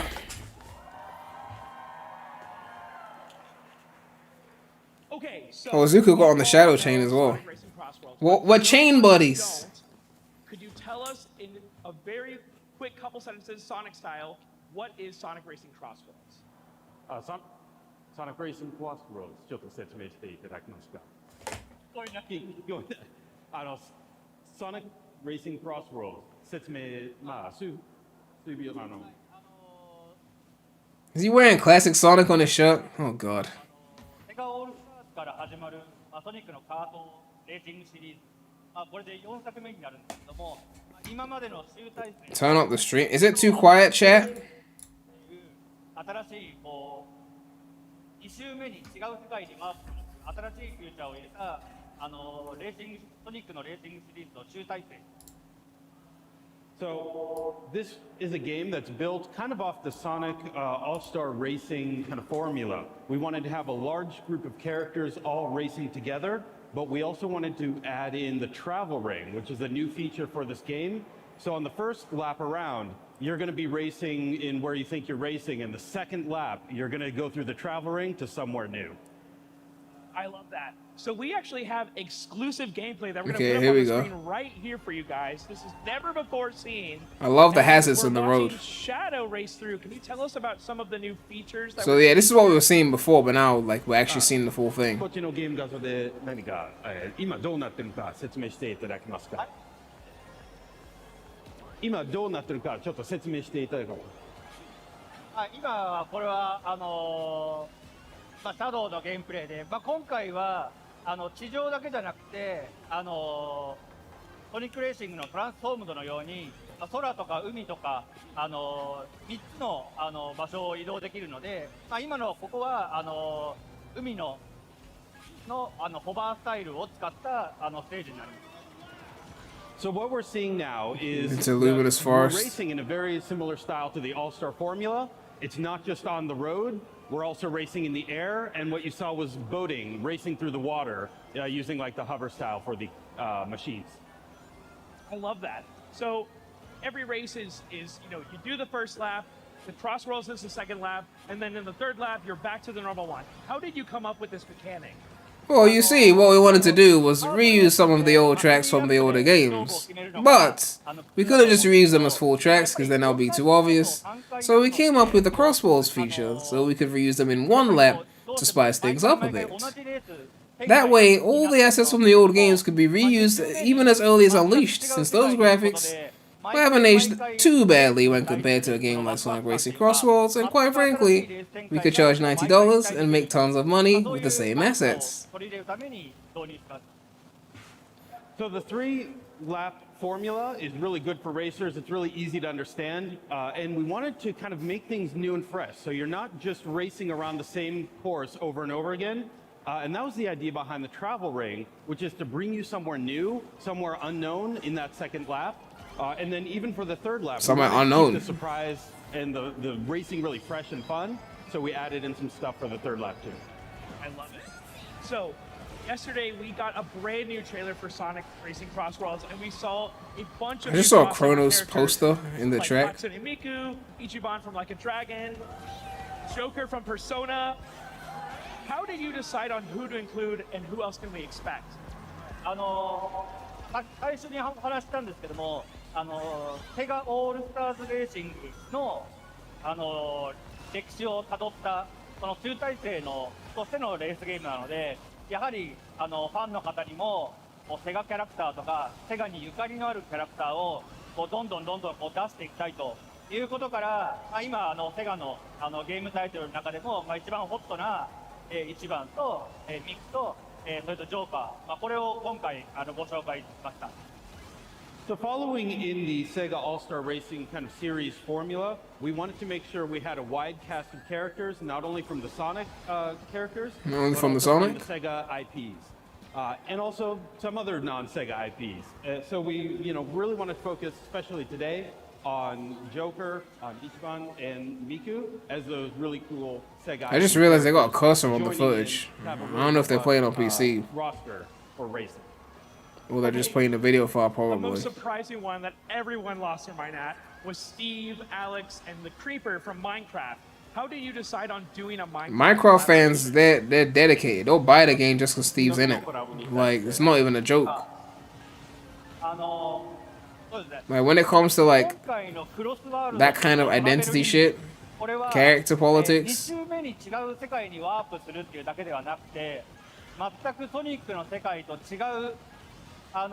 the game just looks so visually vibrant and active. It feels like busy.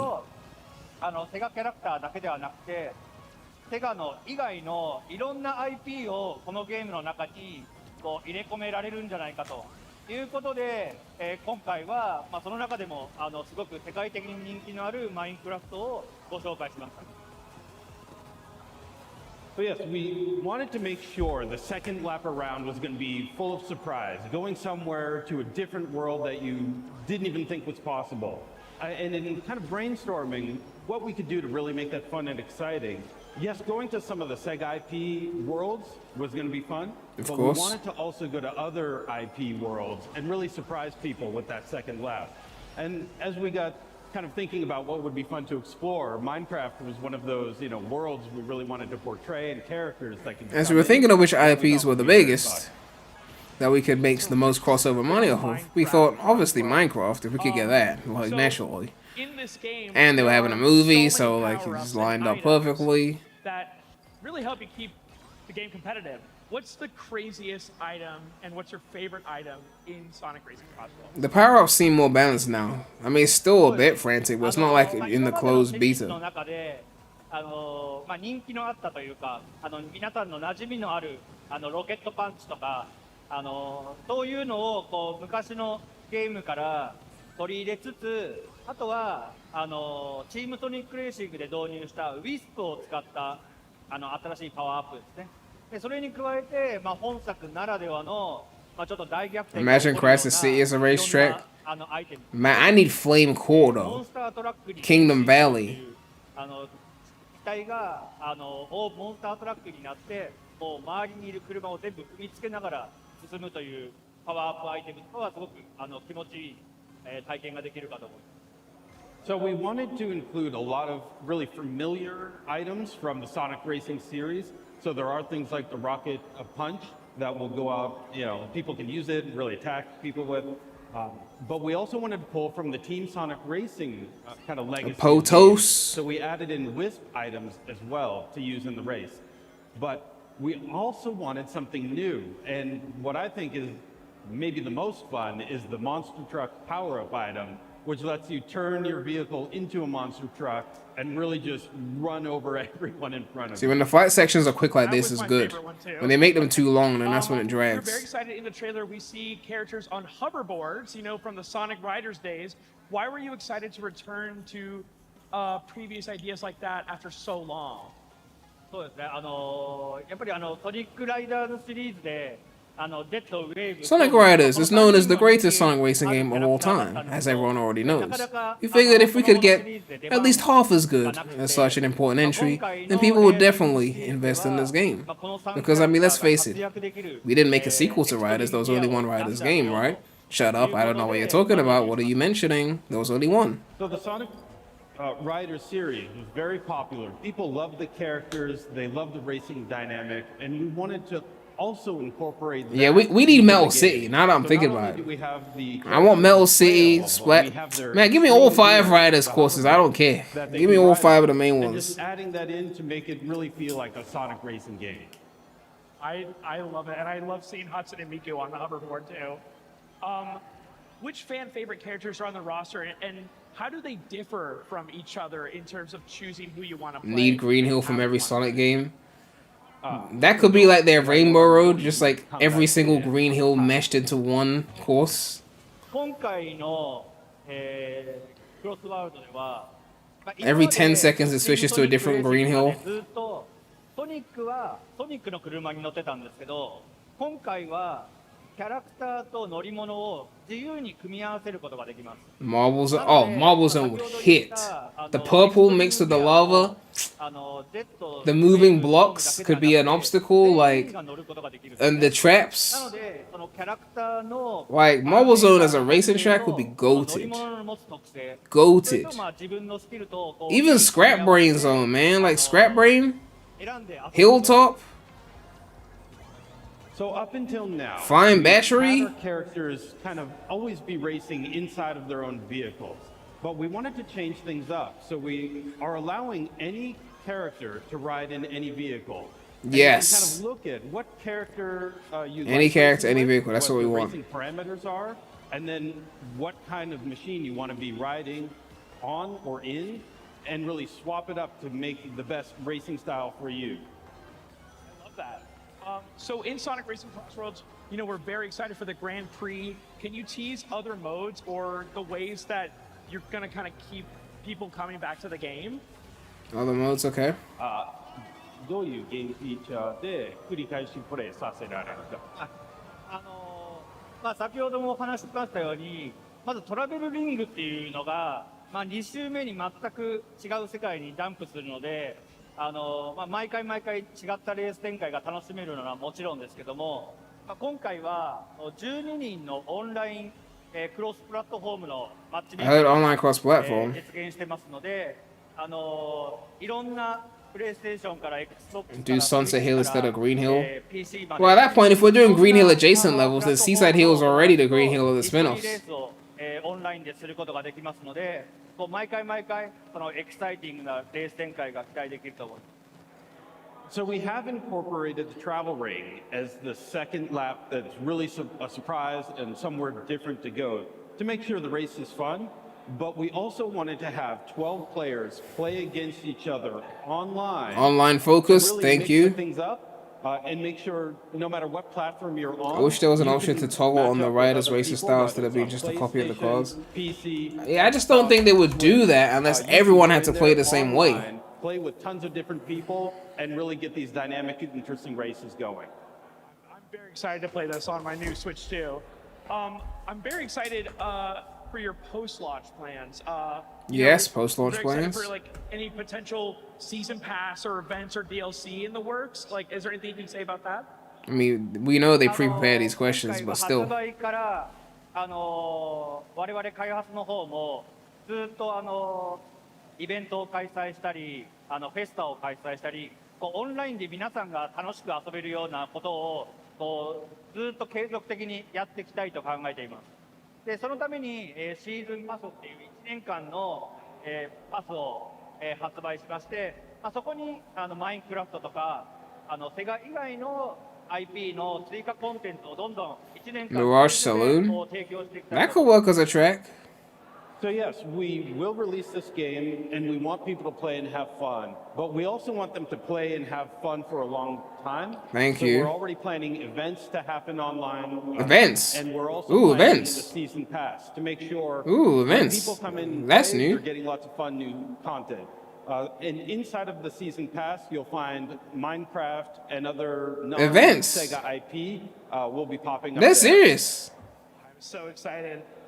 We're just. I don't even think Mario Kart had events. I'm very excited. We finally got a release date yesterday. Oh shit, I forgot to read that. Release date and the platforms that it's My playing bad. on before we go. One sec. 発売日とプラットフォーム Heroic Lion Gamer donated 50 QAR. I don't know what that is, but thank you so much for the support. I hope Surge and Kitsunami are in the season pass. I don't know who they are. I mean, maybe I've heard of Surge, but I don't know. If there's also a campaign mode, that would be interesting considering the interaction between the characters, possibly like Shadow and Patrick. I don't think the campaign would have interactions with DLC characters though. They would be like bonuses. But I guess we'll see what happens.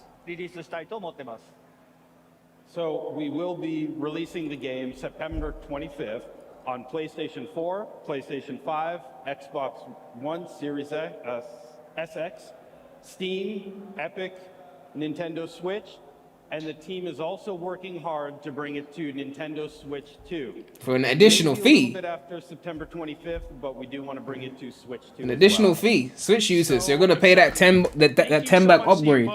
There it is. If you're fast enough, you can catch Sonic Racing Crossworlds when it comes to consoles and PC on September 25th this year. It's so soon. Until then, you can catch more IGN Live right here on IGN. Give it up. Don't leave, we got more shit to talk about. Relax, we're not done. There's more footage out, okay? Relax. I know you saw that the Sonic was done, you're getting ready to leave, but the outlets have gotten access to the game and they're dropping videos now. So, yeah, this one's 18 minutes and it's exploring machine customization, Sonic Racing Crossworlds preview plus 15 minutes of gameplay. Alright, so let's see what we got here. I'm sure there's even more than this. Other outlets have probably dropped videos too, but... With Sonic Racing Crossworlds... Oh yeah, let me lower the volume actually. I think the volume should be put down now. Launching soon, we got another chance to go hands-on with the game in a recent preview session. So if you missed our first preview, be sure to check out that video. This time we were able to properly dive into the tutorial and get a feel for the overall UI. But the real highlight of this session was Extreme exploring gear. the game's customization features. Oh, okay. When it comes to customizing your machine, you can tweak everything from the front and rear parts to the tires and even add your own decals. As we mentioned in our earlier preview, there are 5 different kart types to choose from: boost, speed, acceleration, handling, and power. You can go with one of the preset options or build your own custom setup within each type. You will be able to swap out the front, rear, and tire parts, each affecting your stats differently across those 5 categories. Of course, you can personalize your paint job and add decals provided by the game. You can move. Someone said, why didn't Mario Kart World have this? I find it interesting, like the comparisons between World and Crossworlds is like Mario Kart World has gone in like a whole different direction. So now they're looking at Crossworlds like the traditional kart racer. You know, like it does no open world stuff and it's just like the regular modes and whatnot. I mean, I don't really fully agree with that because Mario Kart World still has regular versus mode, but they did take out the customization. So I guess there is that. But, you know. With space up to 4 on the front and 4 on the back for a total of 8.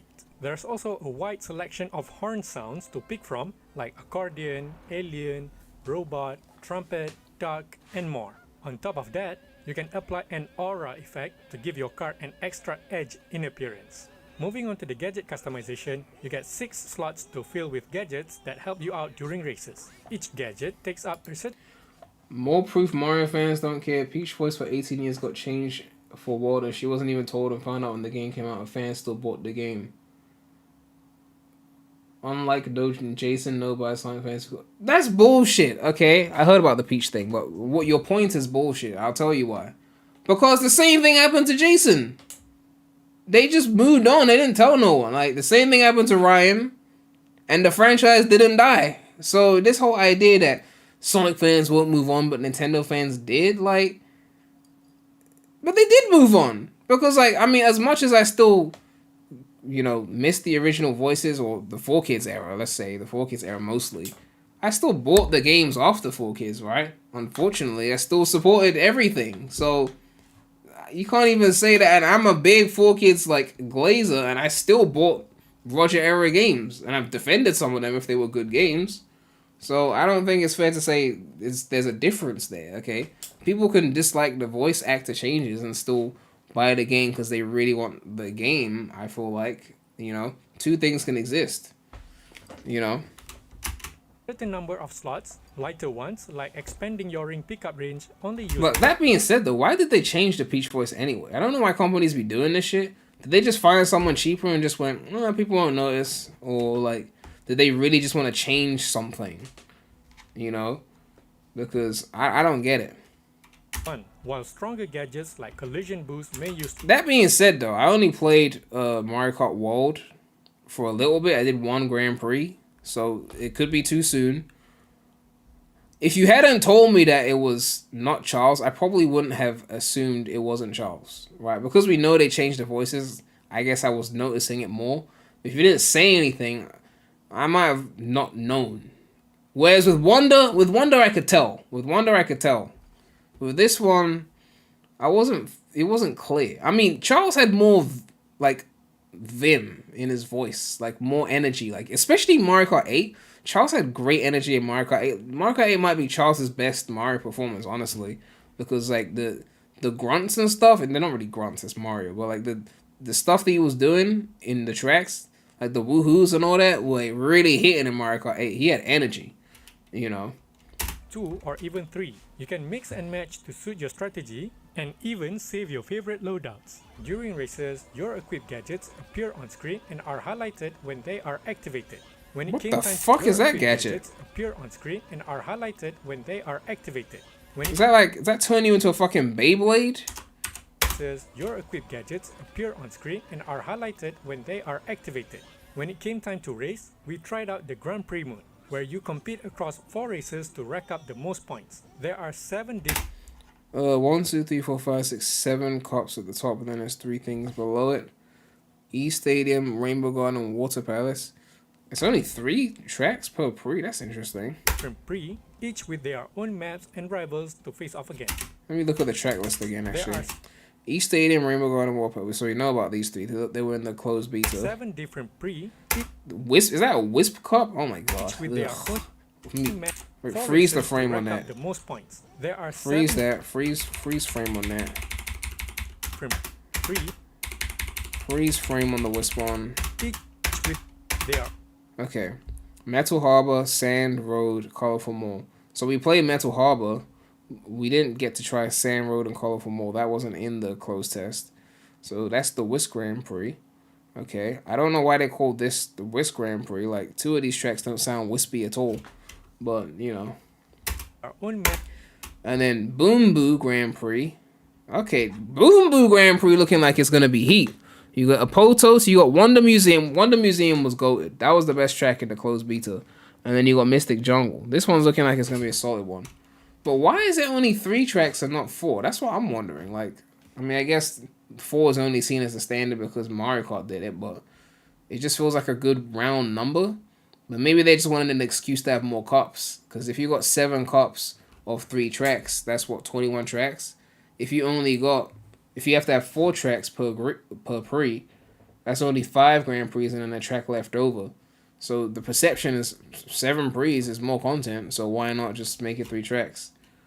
Maps and rivals to face off against. One of the most unique features is... Let me actually look at the logos. So there's a Pumpkin Cup. I don't know what the 5th one is.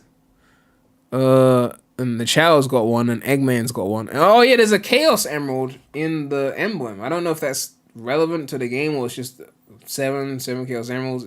Maybe there's some story to it where you get all 7 emeralds, you get 1 per cup, and then, you know. And you could see at the top you got a high speed option. I'm assuming that's the 200cc toggle, maybe? I don't know what the 3 at the bottom are. I'm guessing maybe bosses? I don't know. To unlock Supersonic. Are you unlocking Supersonic the character, or are you unlocking Supersonic Speed, which is the 200cc mode? That's what I'm thinking. Like, you beat all the cups and you get 200cc.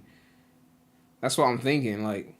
Each with their own maps and rivals to face off against. One of the most unique features is that whoever's leading after the first lap gets to choose the next world. Hence, really ties into the Crossworlds title. This means you can pick a track that plays into your strengths, making every race feel dynamic depending on who's in front and which track gets picked next. That wraps up our latest preview. Are you excited for Sonic Racing Crossworlds? Let us know in the comments down below and don't forget to like. Rival Racer, level 3. So there's 1, 4, 5, 6, 7, 8. So there's up to level 10 Rival Racer, and Wave is level 3.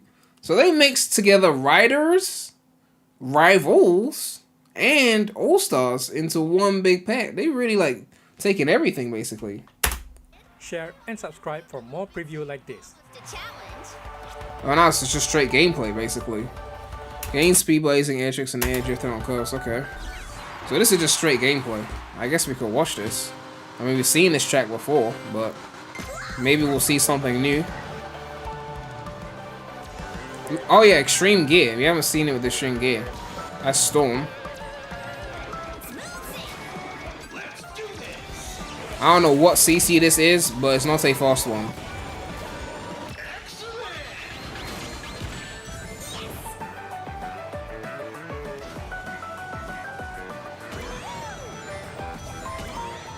Did they change the song? I don't remember this song sounding catchy, but now it sounded kind of catchy. Did they change the song? I don't remember liking this song in the closed test. I vividly don't remember liking this song in the closed test. I had no memory of this song in the closed test, but I'm listening to this and it sounds catchy. I feel like a change has been made, and I have no evidence to back it except I don't hate the song right now.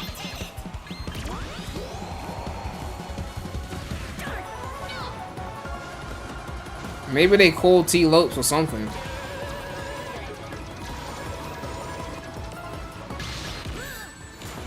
I don't think the power-ups are as overpowered as before. Like, Tails is still getting hit, but obviously you're gonna get hit somewhat.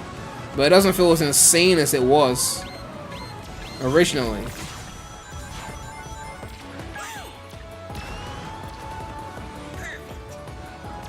Even this sounds better. Maybe I'm tripping. I don't know. I don't remember it sounding like, I don't know. I feel like they changed something.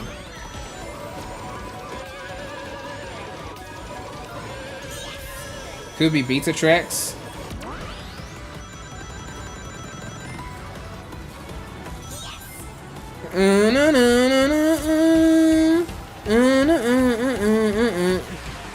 The way they mixed that was nice. Okay, this sounds mid. This song sounds mid. Yeah, the final lap music, that sounded kind of mid. The first two laps was good.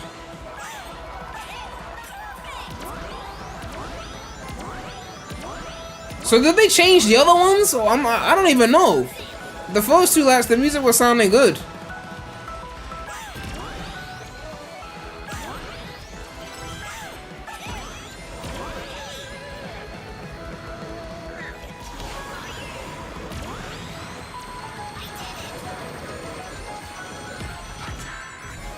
That spin drift is really weird.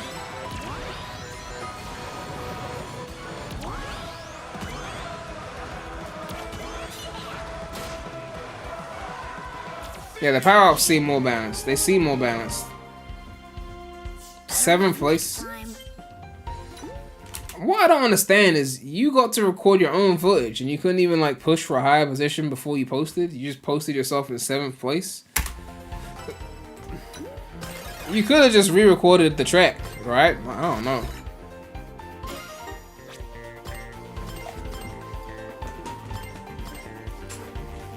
The spin drift is so distracting. I mean, I don't know what the benefit of it is. I'm guessing you can attack people, but I don't know. You'd be at 12th.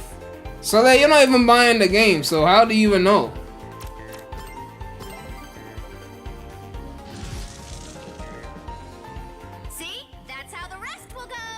What the fuck was that? Oh, so he's changing the gadgets before the next track. Steering assist? Ugh, God, casuals. Anyway. How the fuck you need steering assist on whatever low CC this is? See? That's how the rest will go.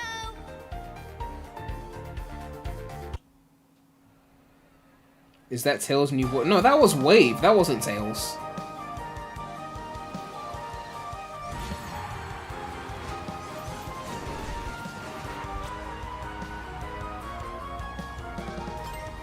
You said Kate Higgins is back as Wave? I didn't even know Kate Higgins voiced Wave.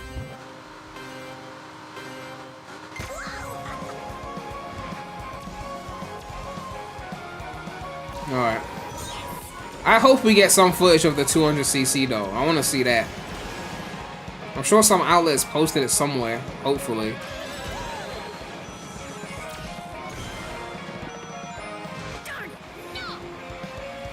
And why did they pick playing as Tails? Of all the characters you could have picked in this roster, The bitch boy, really? That spin drift is, oh my god. Yeah, I definitely wholeheartedly believe they rebalanced the power-ups. It was way crazier in the beta. It was just crazy. Don't boost it, you should have saved it for the drip. Okay. Yeah. Oh well. Yeah, this slow CC is not it. Okay, I know he's a casual, but like, I need my shit on supersonic speed. With trick mastery enabled.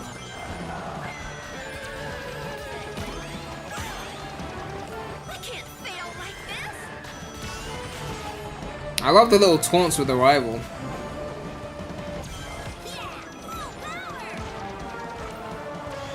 This has got to be the lowest speed, right?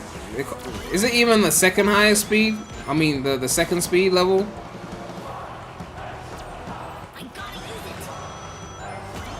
Let me check actually. The speed says what? 194. That's after a boost though. 150, 180, 160.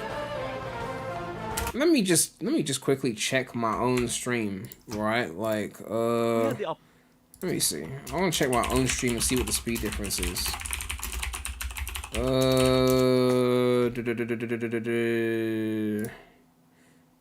Okay, I'm not live now, so I can't. Let me see. Beta. I can't seem to find it. When you need it, that's when you can't find it, right? What was the speed saying? 186, 185, 192, 200. Okay, 200. Okay, and this one is like 168. Yeah. Okay. I was on the highest speed then. There was no 200 then. Yeah. It's noticeably slower.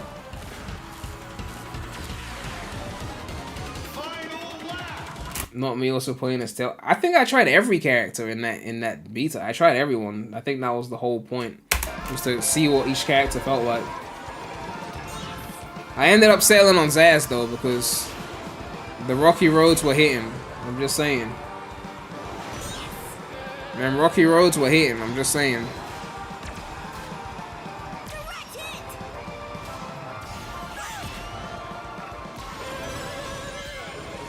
Yeah, I think the beta was sonic speed. They didn't. I don't think they gave us supersonic speed because I would have felt like it was fast if it was. In fact, we actually have a tweet of the supersonic speed that I want to check. So I can confirm. I can confirm the speed of that. Alright, so that's sonic speed. It's around 180. It goes into early 200s. Alright. 238, 239. Ooh, 240. Oh, that's hitting a boost. That doesn't count. Let's see when it's not boosting on a ramp. 240s. Yeah, it's doing 240 to 250, like minimum 230s it seems.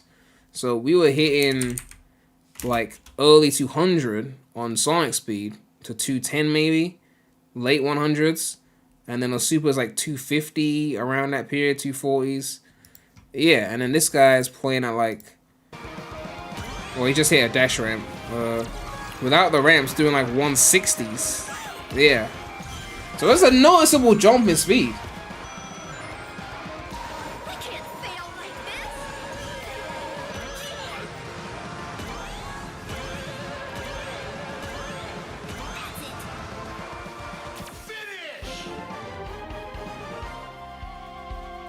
I did it! Did you see? Did you see?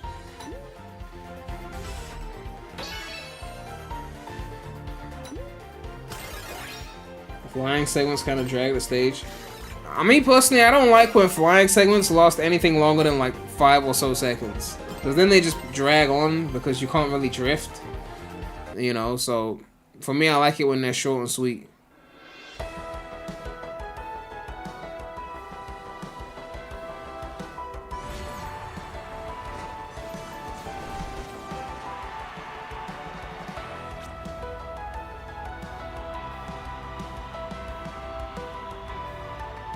In water form, let me see. Releasing the charge activates the charge shot and grants a burst of speed.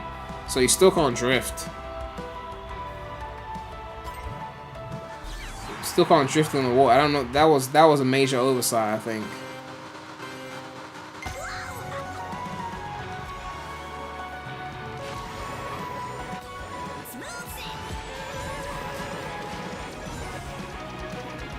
Back to back would have went crazy on this stage. Oh yeah, if they flipped back to back, you know, dun dun dun dun dun dun dun. Oh, that was a missed opportunity.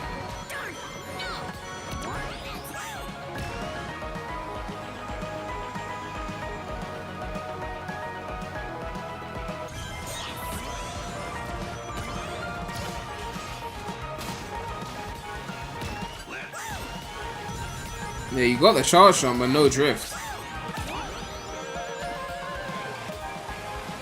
Maybe they made the turning tile to compensate?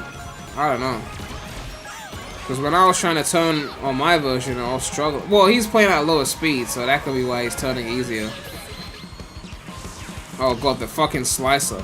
The fact that I don't think I've seen this in the whole video until now just shows how much they've nerfed it. I was getting sliced like 5 times a fucking lap back then. 5 fucking times a lap I was getting sliced. My fucking god, that fucking slicer.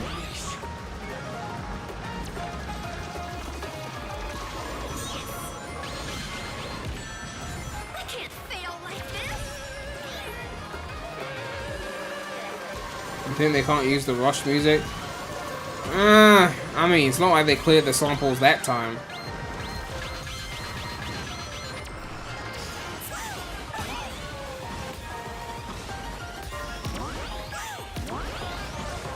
Maybe it's because he's playing at a slower speed, but it feels like he's turning way better in the water, even if there's no drift.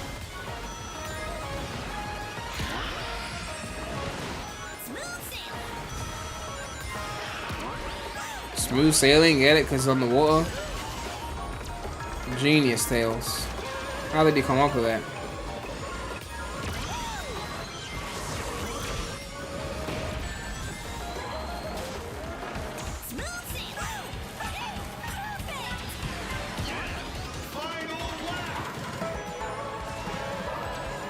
I don't know what happens on the 3rd lap. They decided to do this specific kind of like music that I don't know why they do that. The 3rd lap music is starting to stick out like a sore thumb.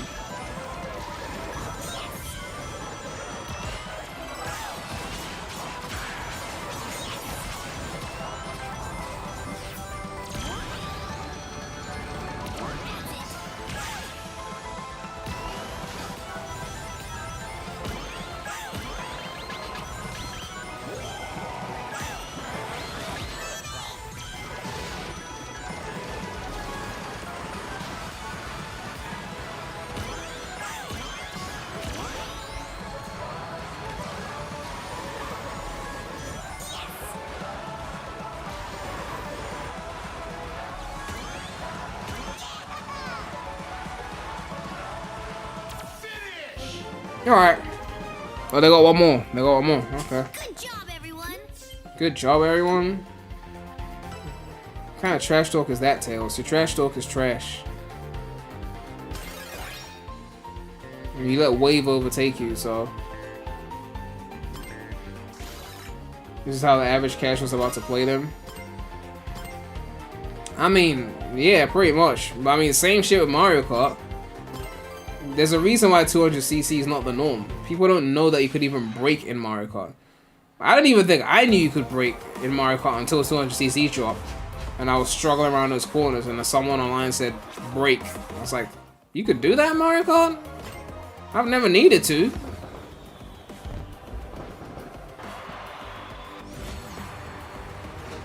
Round 4?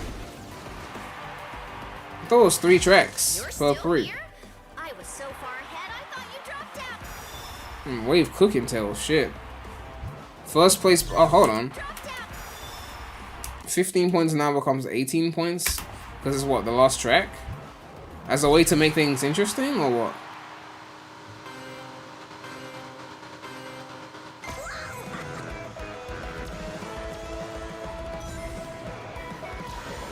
Soler said bad bitch alert. Soler, I didn't know you were gooning for Wave the Swallow.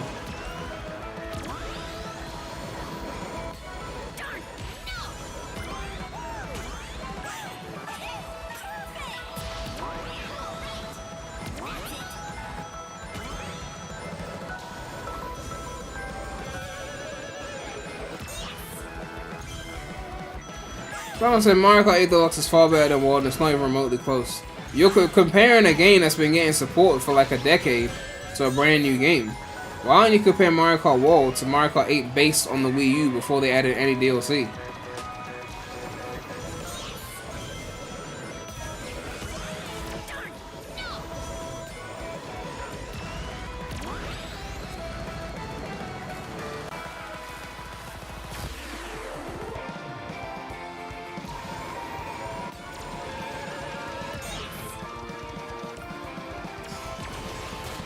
Yeah, I don't know how people play in these slow CCs. Like, I don't know, man. My brain needs the speed.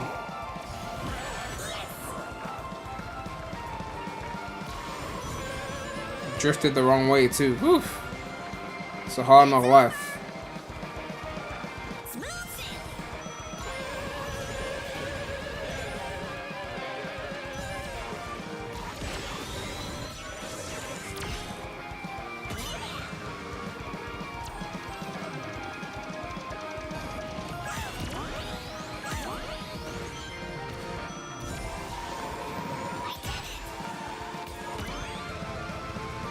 Is he gonna take it? Oh wait, it's the crossword. It's not done yet.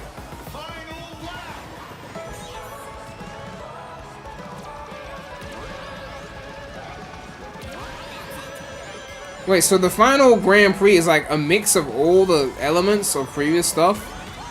Because they started off in the stadium place and then went into a different place and then ended here, right? I guess that's an interesting way to like have a final track that reuses the first 3 tracks without just making a 4th track. So each lap is different basically.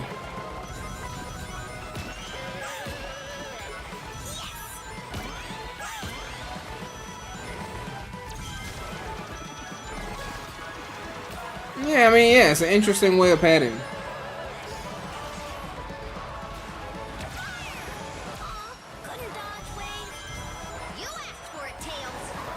I mean, if you really wanted to do a padding thing for the final track, you could have done like a drive in the opposite direction, like a mirror mode, or like go from the end to the beginning, like do it the other way around. That could be a good way to do a final track.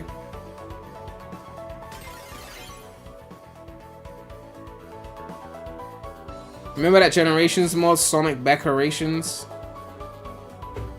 You still lost. Oh my god, you filmed your whole Grand Prix footage. You couldn't even win the Grand Prix. That's embarrassing. You never stood a chance, but this still feels good.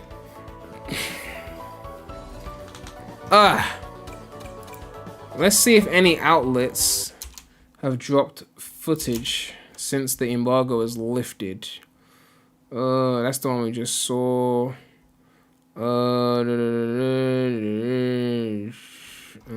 Sort it by today. Let's see what comes up.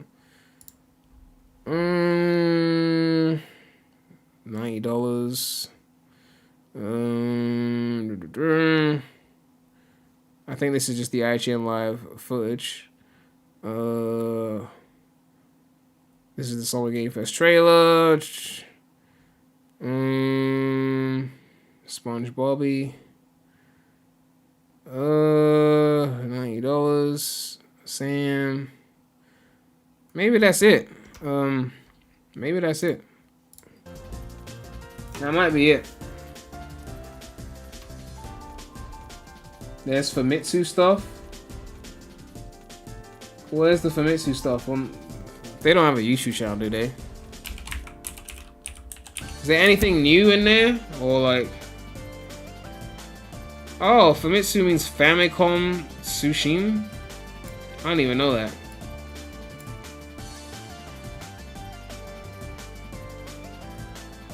Smart Racing Crossworld preview and interview. The initial D team is putting their all into it. Customization and player skill are fused together. Is there anything new in here? The game has been improved to be easier to play by utilizing the knowledge gained from the closer. I hope they mean easier in terms of like the power balancing is better, not in the terms of like we've made the game easier for everyone. Drastic change in performance. This is obviously translated from Japanese, so a vocal song was leaked by Eurogamer. Let's take a look at that. Although that could get me striked, so I have to see. He played the Grand Prix. This time he chose Sonic, the face of the series, and Shadow appeared as rival. Shadow's only level 3? Okay. Each character machine has a type, we know that. Combined character machines for enhance, we know that. Anyone who's played games of the same genre can get used to it immediately. Yeah, okay, that makes sense. Setting the car. Customization. Okay. Yeah, I get all that. Examine the differences in performance, but this time I chose power type machine. You can change the texture, we know about that. Gadget customization, we know about this. Yeah. Seems like a bit of a recap. There's no like strong opinions here. Power attack can push through other characters even when it hits them, so it feels good. Only drawback in the machine is its drifting was very poor.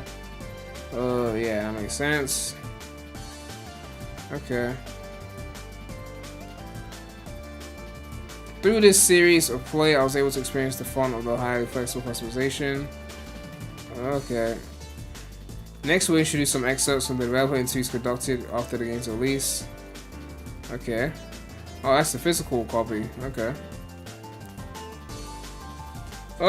As a development team, I think you adjusted the balance to maintain competitiveness while also making the game enjoyable for people who aren't very good at games.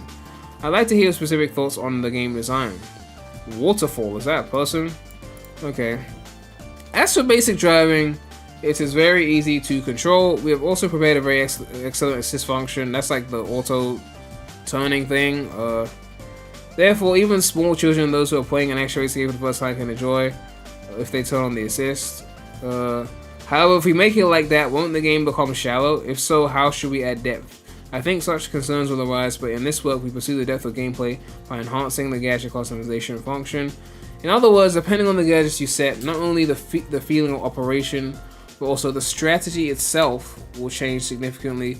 So after finding the car model and the gadgets that suit your own playstyle, you can pursue your own way of attacking the course and how to compete with other players.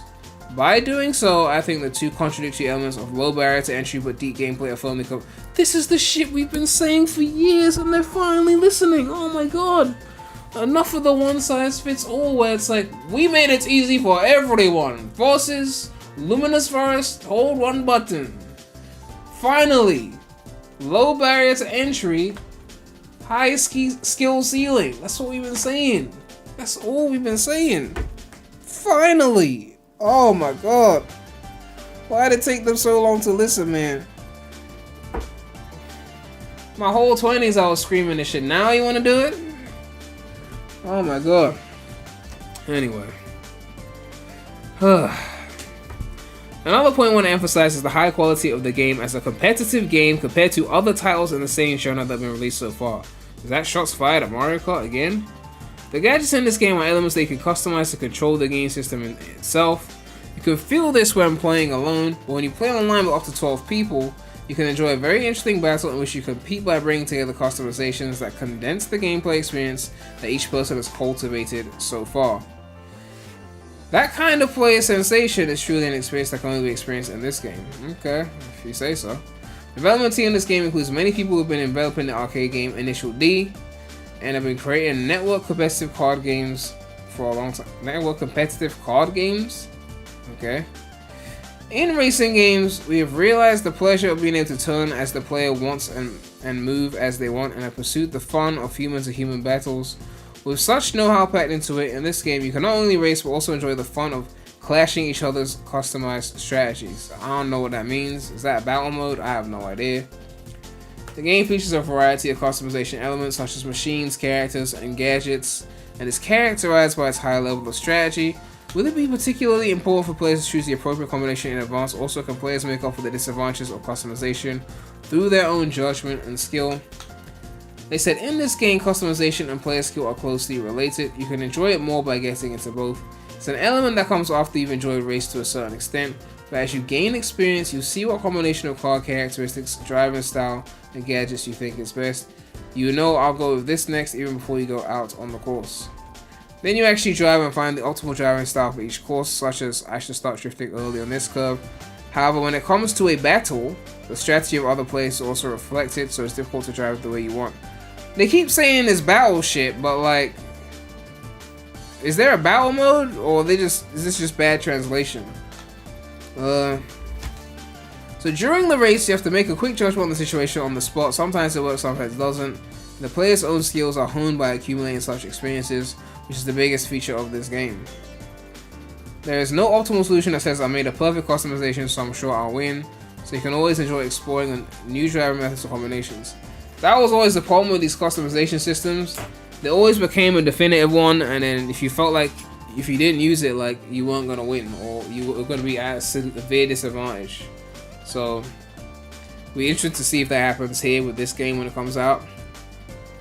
One of the highlights in the strategy provided by the customization function is the strategy provided by the customization function, but since this is a game where the action aspect of the gameplay has a very large influence, I think it's best of gadgets as a way to add various expansions to the basic gameplay.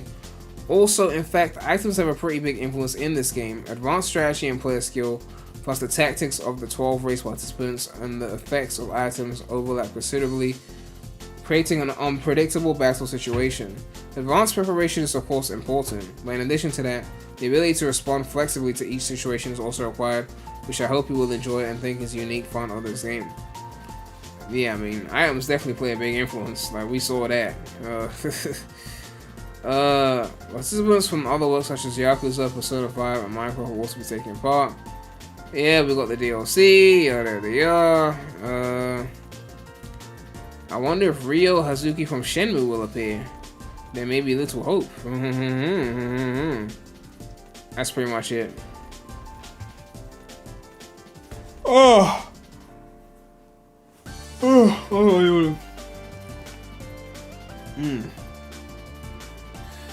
So what's the verdict then? I think there's no more news now, so... Oh yeah, future game show is still happening. Forgot about that.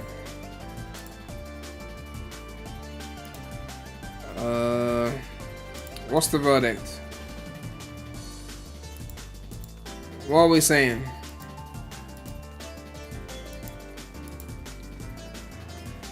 You still need Maria and at least some extreme gear. And then when Maria slices Shadow's car, then Shadow yells, Maria!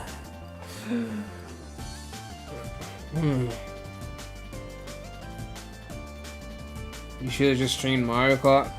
Damn, with the hate, shit. I don't know if I stream Mario Kart soon. I want to play it on my own time first. When I stream, it'll be to do online.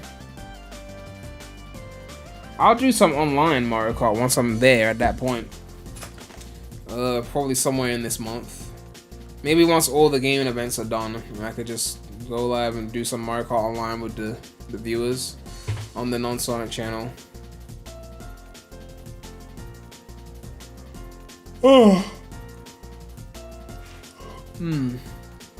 Metacritic predictions.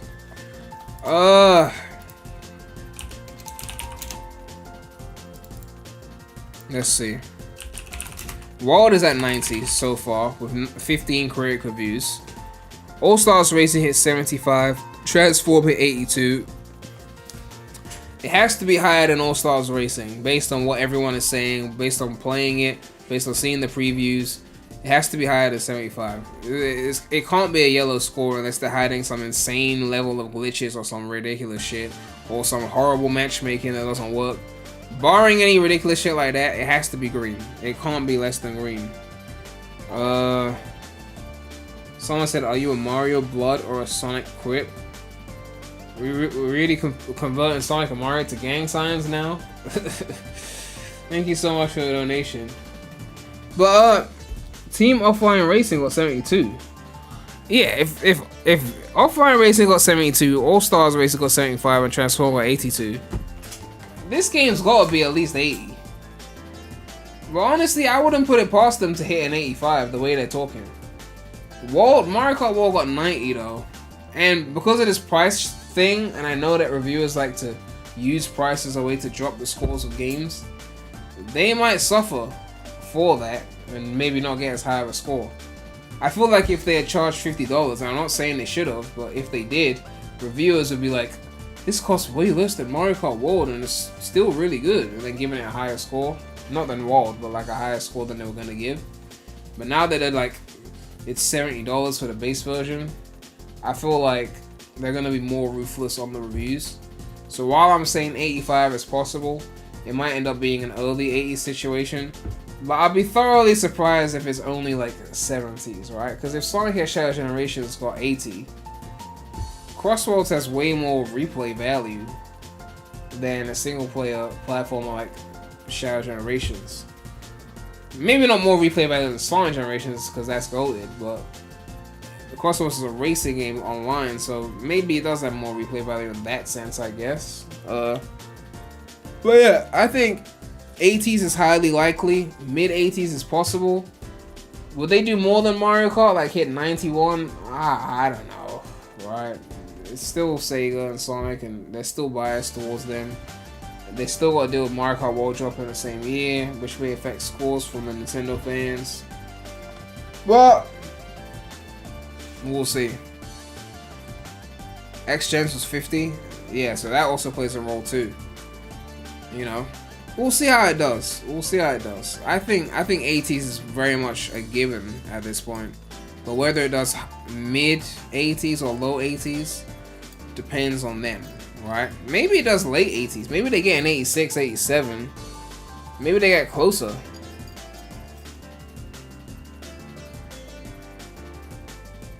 Yo, what's up, Jaden?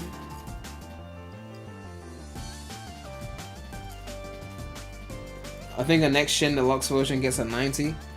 That's a good point, though. I didn't even think about that, you see? The Mario Kart formula. If they drop 2025 to 6 DLC, which is what they're doing, and then they drop one in 2027, another DLC, and then PS6, Xbox Series 2028 is when that comes out, and then they drop a pack that includes all the content. That version could hit potentially late 80s, maybe even 90, especially since it'll be on PS6, so the performance will be crazy.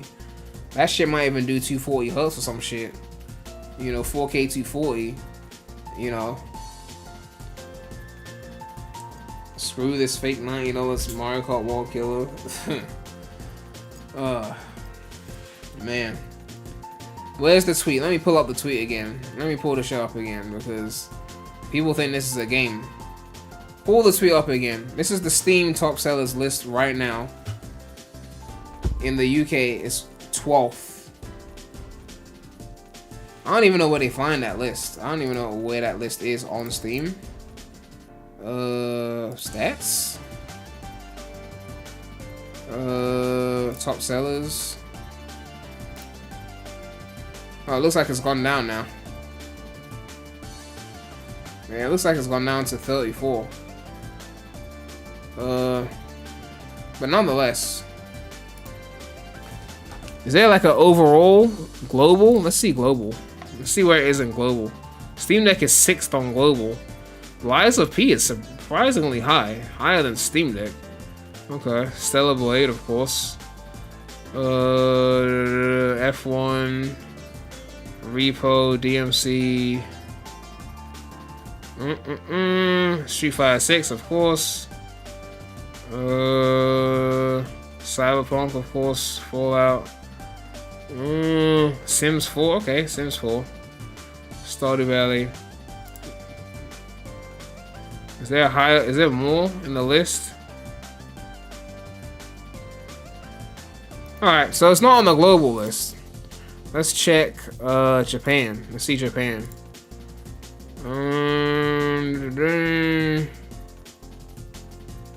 Japan.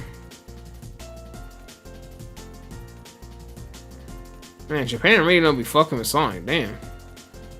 I need to get that Mega Man collection. I forgot about that. I need to cop that, actually. 67? It was 67 global? Damn, so my eyes deceived me? God. See, okay, it was 67. That's global. That ain't one country. That's worldwide. Okay? And that's just pre-orders. Like, they still in the cart. They're above Doom the Dog. Where's Bradley? Where's Bradley? Bradley, your game getting cooked by a racer. Where? Man, why isn't Bradley in the chat so I can make fun of him? Your game getting cooked by a racer. The fuck? Cooked by a racer. You dropped 47 points. Right? Cooked by a racer. Oh god, that's funny. Alright, let's check US stats actually. Let's check US stats. Dune at number 1. Hopefully the game is better than the movies. Those movies are overrated as fuck. Baldur's Gate, NBA, DMC, Elder Scrolls. 51, okay, 51. Yeah. Like, it's doing well. It's doing well. I don't think Team Sonic Racing was in any of these lists. Intro song for Racing Crossworlds was leaked by Eurogamer Germany. I don't know if I can play that because of copyright. I'm not sure I can play that on stream.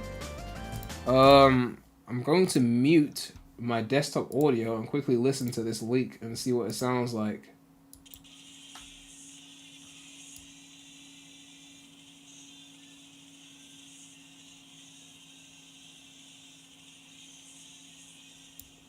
Yeah, there's a bit of a leak of the intro song.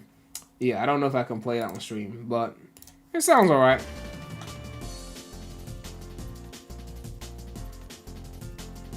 Ram calls anything without shooting and action every minute mid. I don't know what you're talking about because I love the Avengers Endgame, so. You can hear it? I muted the desktop audio. What do you mean you can hear it? Doesn't, when I press this button, doesn't the audio mute?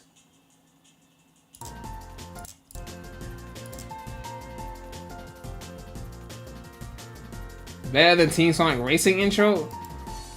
I don't know about that. I don't think so. Team Sonic Racing had a fire soundtrack. It had a fire soundtrack. Yeah, it's not bad. No, it's not better than this. This was Crush 40, so obviously it wasn't better than this. Yeah, it was not bad. Come on, relax. They were back then. They knew the games were mid, so they just said, "Soundtrack people, you gotta go crazy." Okay, we're gonna use the music to promote the game, and not the game to promote the game. Okay, they were on some different shit.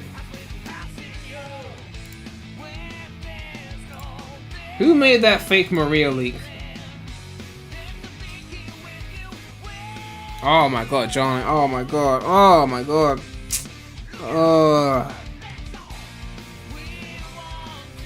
Man, do you know the annoying thing too? Team Sonic Racing is such a fire name for a racing game. Just the title. Like, Team Sonic playing off the GOAT. Oh, the way I wanted this game to be good just because of the name alone. Oh my god. The way I wanted it to be fire. Team Sonic Racing, like, oh my god.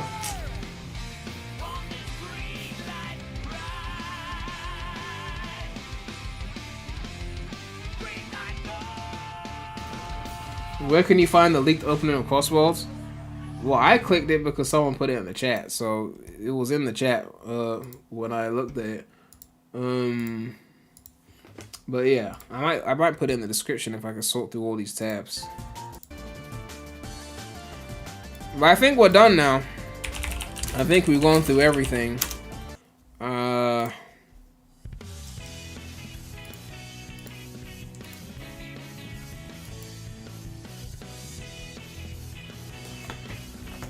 Game looks hype, man. It looks like, what can I say? It looks like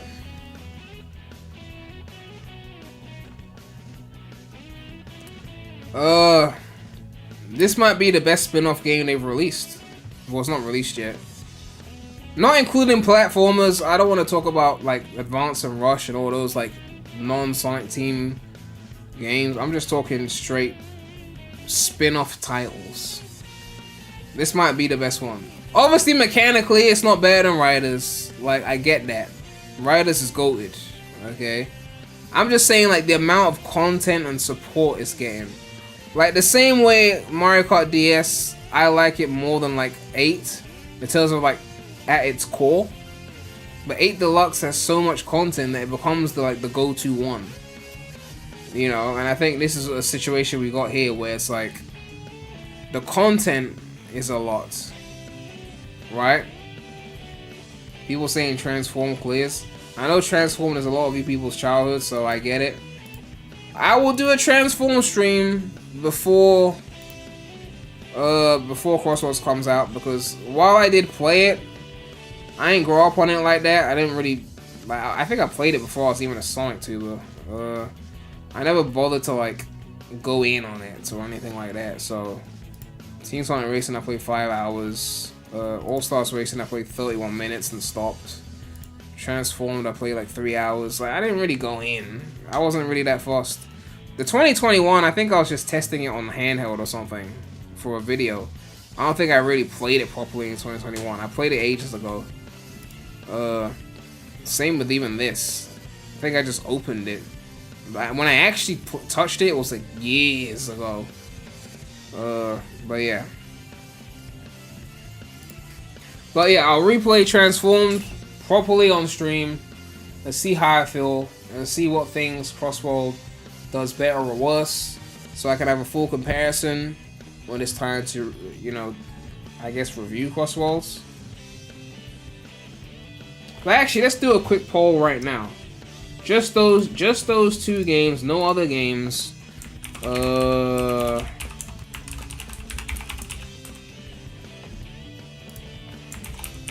Without factoring in price, which game tickles your fancy more? I sound like a white British person, but oh well.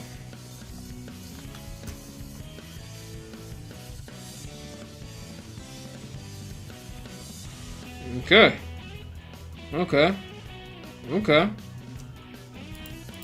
I don't know if this is a case of like. I don't know if it's a case of pick the latest thing because it's the upcoming thing, which Sonic fans typically do. Like they were saying Frontiers was going to be better than Unleashed when Frontiers was the upcoming game. But yeah, the poll is pretty one-sided right now. So is it a thing where like a year after Crossworlds comes out, I do the same poll and then people say Transformed? I don't know. Right? I haven't put enough hours into Transformed to have a loud opinion.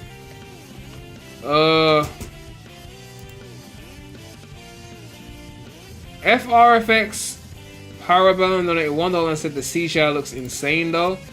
I'm guessing that's the intro thing that we can't play on stream because it's leaked music. But yeah, I did see the clip. It does look like good CGI though. But again, I'm not going to show it on stream because it's probably a leak. And I don't need the Sega Shinobis on my case.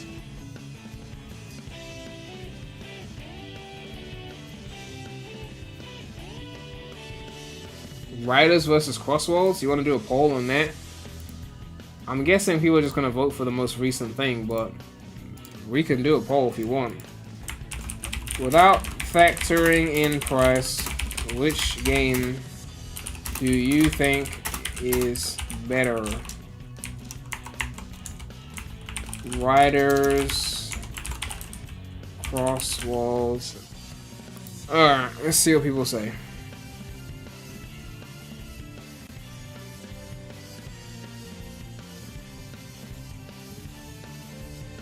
Okay. It's close, but okay. It's dropping. It's dropping. Ooh. Let me see. This was a lot closer. Yeah, it seems like people still know that Riders is the GOAT. I think Transformed, a lot of people grew up on that and they got a lot of nostalgia towards it, but it seems like Riders is getting more love right now, at least in these polls. Yibby told me the bullshit he said earlier. What? Oh! Oh! Where is it? Where's the shit? Hold on. Where's the shit? It better not have changed because I want to make the point while it's still there. Doom got wiped by a racer. Oh god, that's crazy, man. Oh, that's crazy. Man, I guess Doom really meant it's Doom. But I mean, cheer up, Bradley. You're above Cyberpunk. There's that. You know, like that's worth celebrating. You know, you're above Fallout and Star Wars. Factorio. I mean, everyone knows Factorio, right? Like, 171,000 reviews for this game. What the fuck is Factorio? The fuck is this shit? Building and creating factories within an infinite 2D world? 171,000 for this game. If I had seen this in a event, this would have looked like one of those random indie games. I mean, maybe it's fun. Anyway, I'm going off on a tangent. How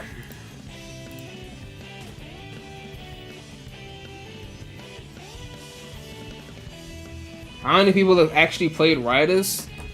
Well, that could be another poll, actually. Let's do another poll before we go. Riders 1 All Stars Racing Transformed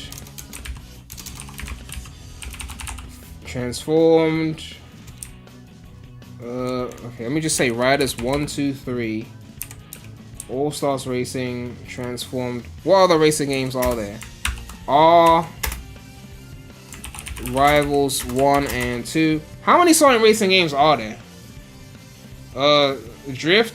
There was 2 Drift games, right? Wasn't there? Those 2 Drifts. So that's Riders 1, 2, 3. All Stars Transformed R. Rivals 1, 2. Drift 1, 2. That's 10 games, right? Sonic Racing, is that the one on Apple? We're not counting Apple Arcade. No one cares about that. TS. Oh, see, I forgot about offline racing. All Stars Racing, Transformed, TSR, R. Right, that's 11 games. We're not including arcades. Alright.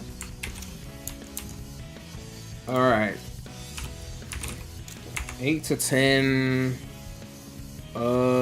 7 to 4. Say 4 to 7. 0 to 3. So 0 to 3, 4 to 7, 8 to 10, all 11. Alright. How many have you played? My question is too long. Fine. The question is, how many of these have you played? I can't answer all of them. I can't. There's a character limit, so yeah.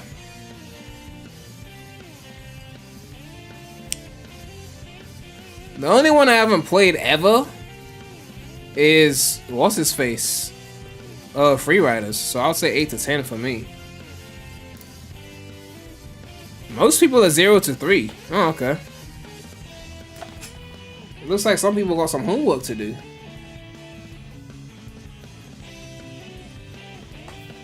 Looks like some homework needs to be done.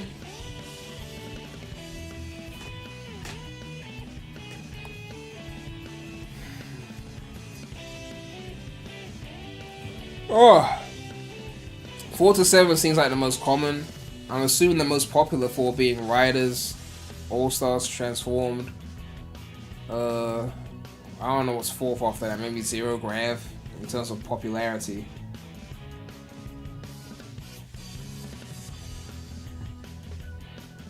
Who played Free Riders unless the patch doesn't count. Don't say you played Free Riders and you played it on emulator with a patch. Did you bust out the Kinect and wiggle that booty? Otherwise, it don't count.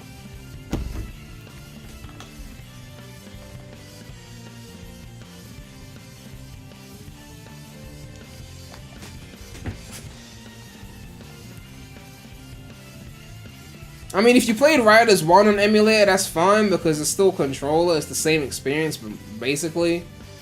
But like Free Riders and you didn't bust out the Kinect, that don't count. You don't know how the game felt. You can't count that.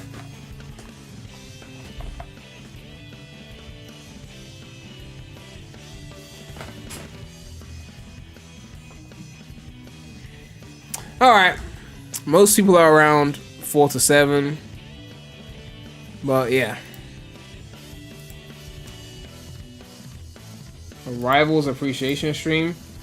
When Rivals gets decomped, I'll definitely stream it again. Crossworld versus Mario Kart World. I need to play more Mario Kart World before I come to that conclusion. But honestly, the lack of 200cc is a huge no-no. And until they add it, I think my Mario Kart World hours are not going to be as high. Because like, I rarely ever play 150 on 8 Deluxe. Like when I'm really tired but I still want to play the game, I might play 150 just because I'm just not in the mood. But like 90% of the time, I'm playing 200. 150 just feels too slow now. They ruined me. Like it was like there was no going back. Maybe it was always too slow. We just didn't realize because it was the fastest one they had. Onk still hasn't even done it. Unleash recompile fault streaming until. Well, that's different. I streamed it. I don't have to show everything. It's still the same Unleashed that I already played and beat multiple times, and you know I done a full Unleashed stream, right? And you wouldn't even get to see the true benefits of it because it will be streamed at 1080p 60 FPS, and I'm trying to play the game at like 144, so you don't even get the true benefits. Now, if there's some crazy mods that come out, that's different, right? But like, I'm just saying, you know. I mean, when Heroes gets the decomp, you'll get more hours out of me. Like, I'm too busy doing college lectures.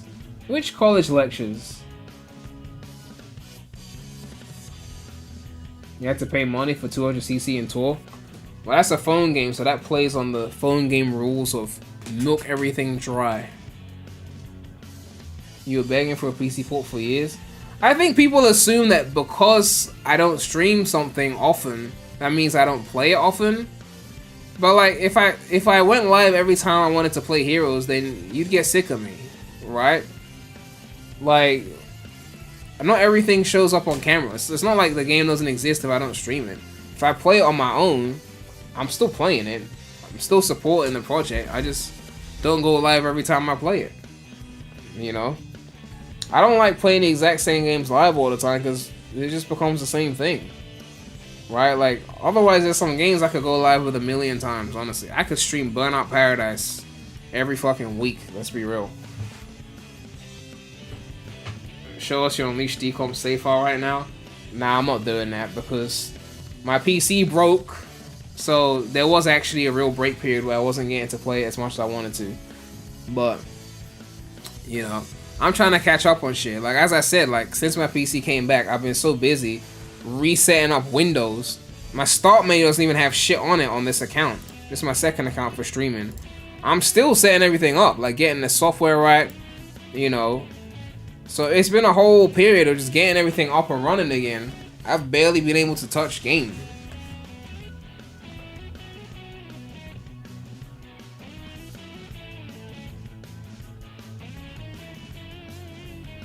You know about that life. Don't worry, Ibby. You'll hit my age too one day. And you'll become boring like me. It happens to the best of us. They all say it doesn't happen to them until it happens to them. What happened to my PC?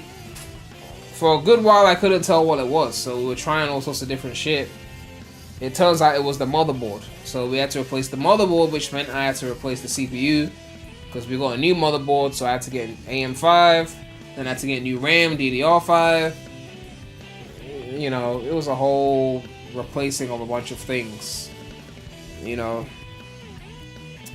I had to get someone to put it together. I had to go to the place. Yeah, so it's just a whole mess. And when you get a new motherboard, you gotta reinstall Windows, otherwise you get problems. So I reinstalled it, and I had to set everything up again. It was just a whole tiring ordeal. Will I stream the Heroes remake when it comes out? Is water wet? What physical backup did I use? I used cloud backup, so you know my shit was straight. I didn't lose any data. You know, although I have a cloud backed up my OS, so like I reinstalled the operating system. My main files are backed up in the cloud though, so I didn't lose anything.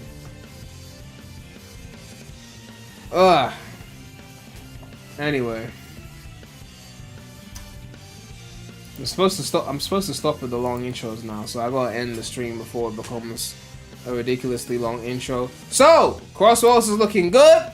80s on Metacritic secured, at least based on my predictions. Just to like, comment, subscribe, hit that bell. I will see you when there's more news to be discussed, as usual. But that's all I have to say right now. So, Remy out.